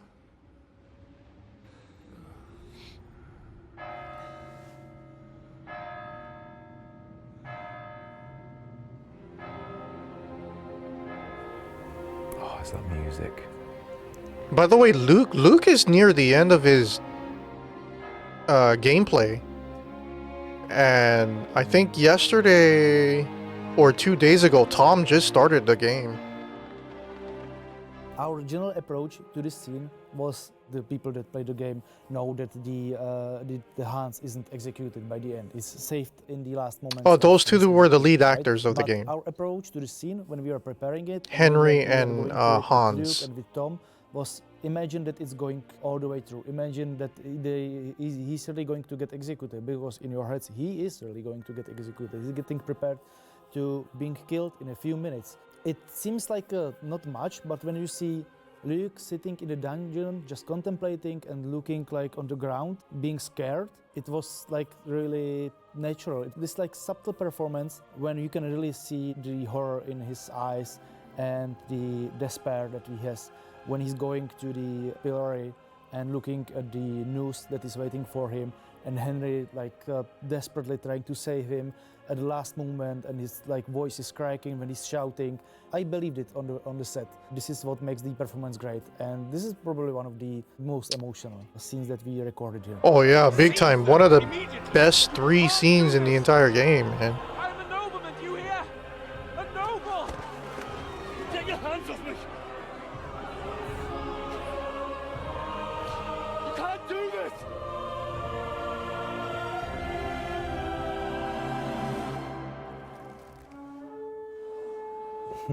Oh, Warhorse, you bastards.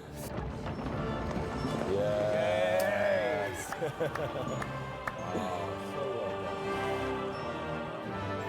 I remember the first time I seen this guy. I was like, hey, it's John Voight. The biggest thing is, I mean, there's so many amazing elements that kind of make that what it is, but the music. Who else thought really, that was amongst John all Voight? the other things just absolutely lifts it, and that's one of the main differences I would say from the day that you shoot it, where I definitely remember doing that scene with you, and I remember it being, because we know each other so well and we've worked together for such a long time, you kind of get a lot of that for free in terms of imagining your best friend about to be hung, you know. So that was sort of the easy bit, ironically, wasn't it? It was. But the logistics are just really simple. You know, it's literally, I think you were stood on a chair, and like there was more people in the motion capture stage than there would ordinarily have been. Because you don't have all those elements, all you can do is like go from the gut and give it everything you have, which I know we both did. But it really does elevate it. I mean, that is like incredibly moving. And Jan's music, it blows my mind. We had the pleasure of hearing him play it live in Rudolfinum. Yeah. And it takes it from being like hopefully good and very good to like really spectacular. So I salute him for that. This is one of the scenes I've been talking about because it has Latin lyrics in music. And this time it's recordare. If you look at the original Latin recordare, Jesu pie quod sum causa, I can't remember it now. That's a bit pity. That scene made you cry in the game? If I looked up what it actually because means, you really it's more thought like, you know, you really thought he was gonna die? Says, you know, in the day when I die, It's Hans remember me, Capon, Lord. man. You know, remember me, Lord. And He's yeah, got it's- more than 9 it's why I lives. chose this. You know, Hans Capon knows he's gonna die. He's gonna be executed, and Henry knows it too. Horrible situation. Hans, you know, walking to the gallows is already like, you know, to kind of like funeral march, but it's not a funeral march and it's a real thing because there is not that much of praising the deceased person and all these stuff. I mean, like he's walking this aisle and people are, you know, throwing things at him and, you know, giving him names, you know, and cursing him and mocking him and everything because, yeah, he's about to die and he deserves it, they think, so, because he was a poacher. And they don't know he's a noble. So instead of making a real march, which would be in 2, I actually created something which goes in 3 beats, but it has this slow, constant movement all the time. And I didn't Damn. want it to be sung with all the choir with the same rhythm completely. So they change a bit, so they are like finished the words one after another. It starts with altos singing, and there are the tenors and basses like following, like almost commenting. Maybe this is like what's going on in Hans Capon's head. You know, it's like, well, my life was so short, but I've had some fun, I've had some great moments, but this can't be everything. So I tried to, you know, depict it a bit or elevate this feeling a bit. This was great, man. But still, whatever the choir is saying, you know, and it goes up, and there is this huge build-up. And then, you know, it says again, like, you know, in the day I die, don't forget about me. But there is still this constant moving, you know, this constant rhythm, because, you know, you can't stop it. Once this is done, it's What done. I'm going to be doing after this, over. I am So- going to be starting so my this day. is I'm like going to the- be the making story behind it. breakfast. And then yes, I'm I going have to say go that and this was like one check of my couple email. tracks when I've finished I'm it going to already check in, what my notation videos software, came when I out in the split last it, 8 you know, hours on together somehow. YouTube. It's like, And then well, I'm going to this is put the my... movie. I'm going to kick back, This relax, handled watch Asmongold, so talk about perfectly, in terms politics. of the pace and the timing And then later on tonight, I'll come back and play. I'll stream again later on at They're night. so bloody good, aren't they? They really are. It's an incredible scene. That's the first time I've seen that, like, in its final form. Yeah, we've seen a rudimentary version, haven't we? But certainly nothing. I don't think it had music on it. The one that we've seen. No. Certainly not the one I've seen. And It was beautiful. We're nearing the end of our journey, but the ends are always the beginnings of something else, and the same goes for Warhorse. Seeing how great Kingdom Come Deliverance 2 turned out, everyone wants to know what's next. And Yeah, I are there wanted to maybe play any more Resident stories to Evil tell 2 within the world of remake. KCD? And the DLCs are being But already I'm worked really on. addicted to the There's Maximum quite a Football bunch game that we coming, played and on they- stream on As in Wednesday. the manner of KCD, usually Oh, we are I bringing wanna something play some more super new football. to the game or to the experience that will enhance it. It's not But just yeah, some random. what time the stream will be? It'll be new at night. skins or whatever. Well, they will be for When free, the but sun paid goes down, DLCs will because be I something have new white, that is I have out of white the sheer ordinary. curtains now. And then we are slowly but steadily So also thinking of the future. the sun, There's the a life sun after is KCD2, what's making so, the camera. the studio The plans sunlight are is to, more powerful of than course, my it key depends light on the right now, success and that's why everything. I'm dark. We would like to grow even further. We would like to expand the team. It would be a shame if the team would scatter. I have so a we need I to have a give them tiny cool new project that is even 8-inch cooler key than the light. one before. I need to get a Otherwise they will bigger go one somewhere else for cool projects. in order to fight And back the yeah, I sunlight. think the Warhorse will stay here for a while. Like, of course they are. I don't like this modern obsession. Let's make prequel, remaster of reboot about the character that was standing in the background in the first scene of the first game, and let's tell his story. Blah, blah, blah. I kind of hate it. It's a historical game telling about the events from history, so definitely there is a possibility to make a game about some other event with new or old characters. You never think Warhorse. like it's Warhorse, make a pirate you game. Hope it will, but you kind of just take each project. Make a as it comes, pirate and you game, kinda go, please. well, let's see. Yeah. But there's no idea of like. Keep the KCD2 engine. As it has. I mean, I but add naval battles, add ship battles, in add the sense of it being a much smaller animal when with KCD. Pirate the game. idea that there might be more, like anything, you're right. There's no guarantees that it will be a success and there will be more. Narratively, I think it was. I'm going to tweet at them. I'm going to tweet at them. That because KCD2 is so enormous, they've kind of eaten up the second two parts of that trilogy within KCD2. But yeah, of course, like in terms of like the quality of it and its potential success, there's no guarantees. Daniel Vava, our creative director, said there's always something he's working on, and I guess that's like that's something I would sign right away. It's not like we have already 5 new projects in the pipeline, then we'll see which one is working. But the brain work must already, at least for the design, pirate game, to have already a clear idea. We need a pirate of game. Where the next episode or the next travel or the next destination could lead to. There's 9 minutes left. I mean, that's a big question, right? If Warhorse will do forever medieval RPGs, what if not, right? So I think Daniel Vavra once said that he hates that when people are forced to do the same thing over and over again. So I can neither deny nor confirm that it will continue. But what I can tell you, which you probably played it already out there, so you know that there's a conclusion in KCD2. I don't tell you exactly what kind of conclusion, but a conclusion. I think we have to stay humble for sure. I mean, now it looks like we have a hit and stuff, but we should not forget where we come from and where we should go and like a pirate game. A pirate game. KCD1 had several sink or swim situations. If the Kickstarter would have failed, we would never ever start even with KCD1. We are here to stay. There are 250 people here, very qualified, very experienced, and indeed it would be waste of resources if we just let them go. You know, we don't want to let them go. We want to stay together.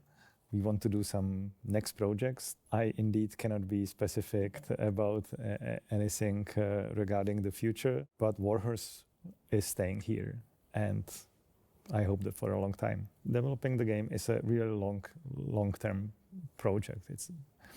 It's not something you just jump on, and you have to think about it long before. That's one thing about development these games resources on it. So yeah, we have is that today we are over 200 people.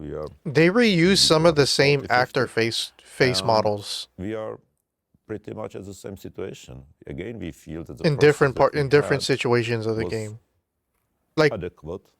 The dude in the armor that got shot in the neck in the arrow that you guys just saw is actually the bard. We need to reassess this and maybe going forward evolve this process in a way that will address this new situation. I would hope we will be in position to continue creating games that we want to create and a pirate game that are Navy battles, unique, and is the kind of games that we are good at. And there is no point for us to start developing a first-person shooter or a football simulator.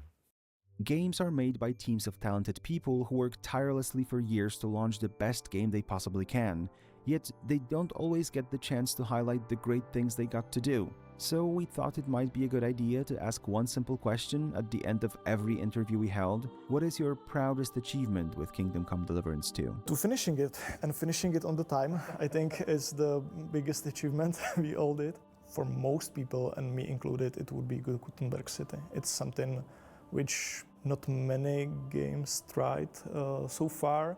The combination of the size of the city, but still making it alive. So I'm quite happy that we managed to assemble everything together, all the different pieces, that it works and feels much better than the first one. So there's always this push to do things a little simpler. And I was the guardian of the quests in a way that I didn't allow any quest that would have this like kind of almost an MMO feel. I would never allow anything like this. And it was sometimes a heated debate, but no such thing as in Kingdom Comes. Even from KCD1, our main goal is to get people not skip the cutscenes. And, and so far, what we saw, nobody is skipping the cutscenes, and we already even like get this like statistics from telemetry when the programmer told me like, hey man, look, the people are not skipping statistically the cutscenes, they are looking at them.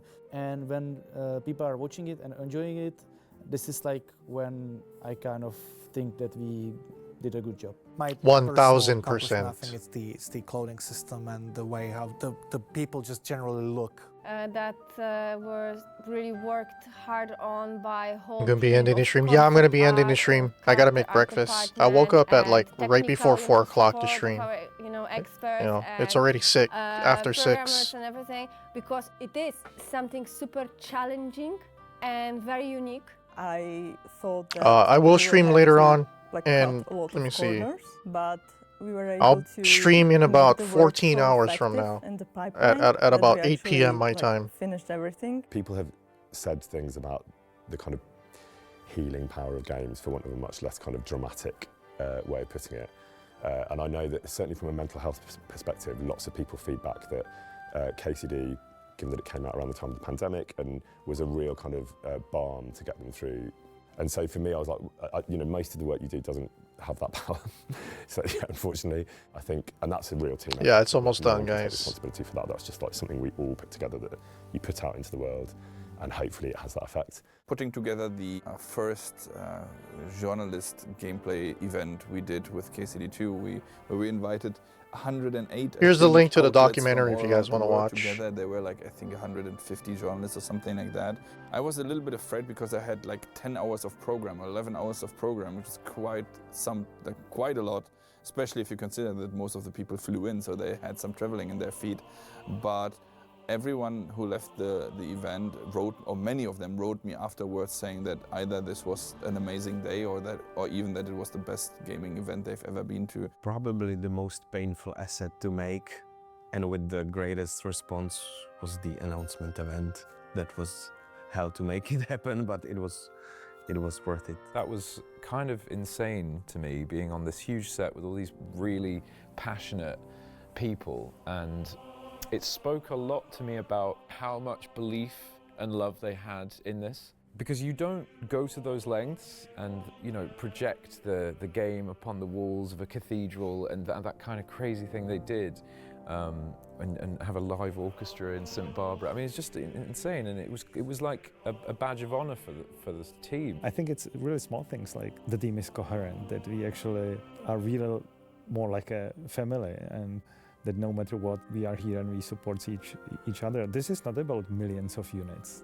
Indeed, it's nice, like, okay, so we did something which is successfully worldwide, but at the end of the day, it's very much about the everyday lives. I feel happy that I put together a team of great people, and we made it.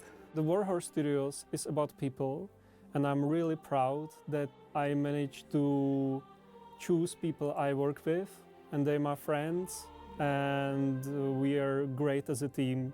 If I'm proud about something, it's that I definitely hope they win music, best music, and best sound design. Definitely. 300 of us, or how many now? Yeah, we all are doing something together, which in the end is amazing. This is like, for sure, that's the achievement. Like this amazing game, and my music plays in it. I said it in one of the interviews when we finished the first game, and I say it again. I still feel it's a dream.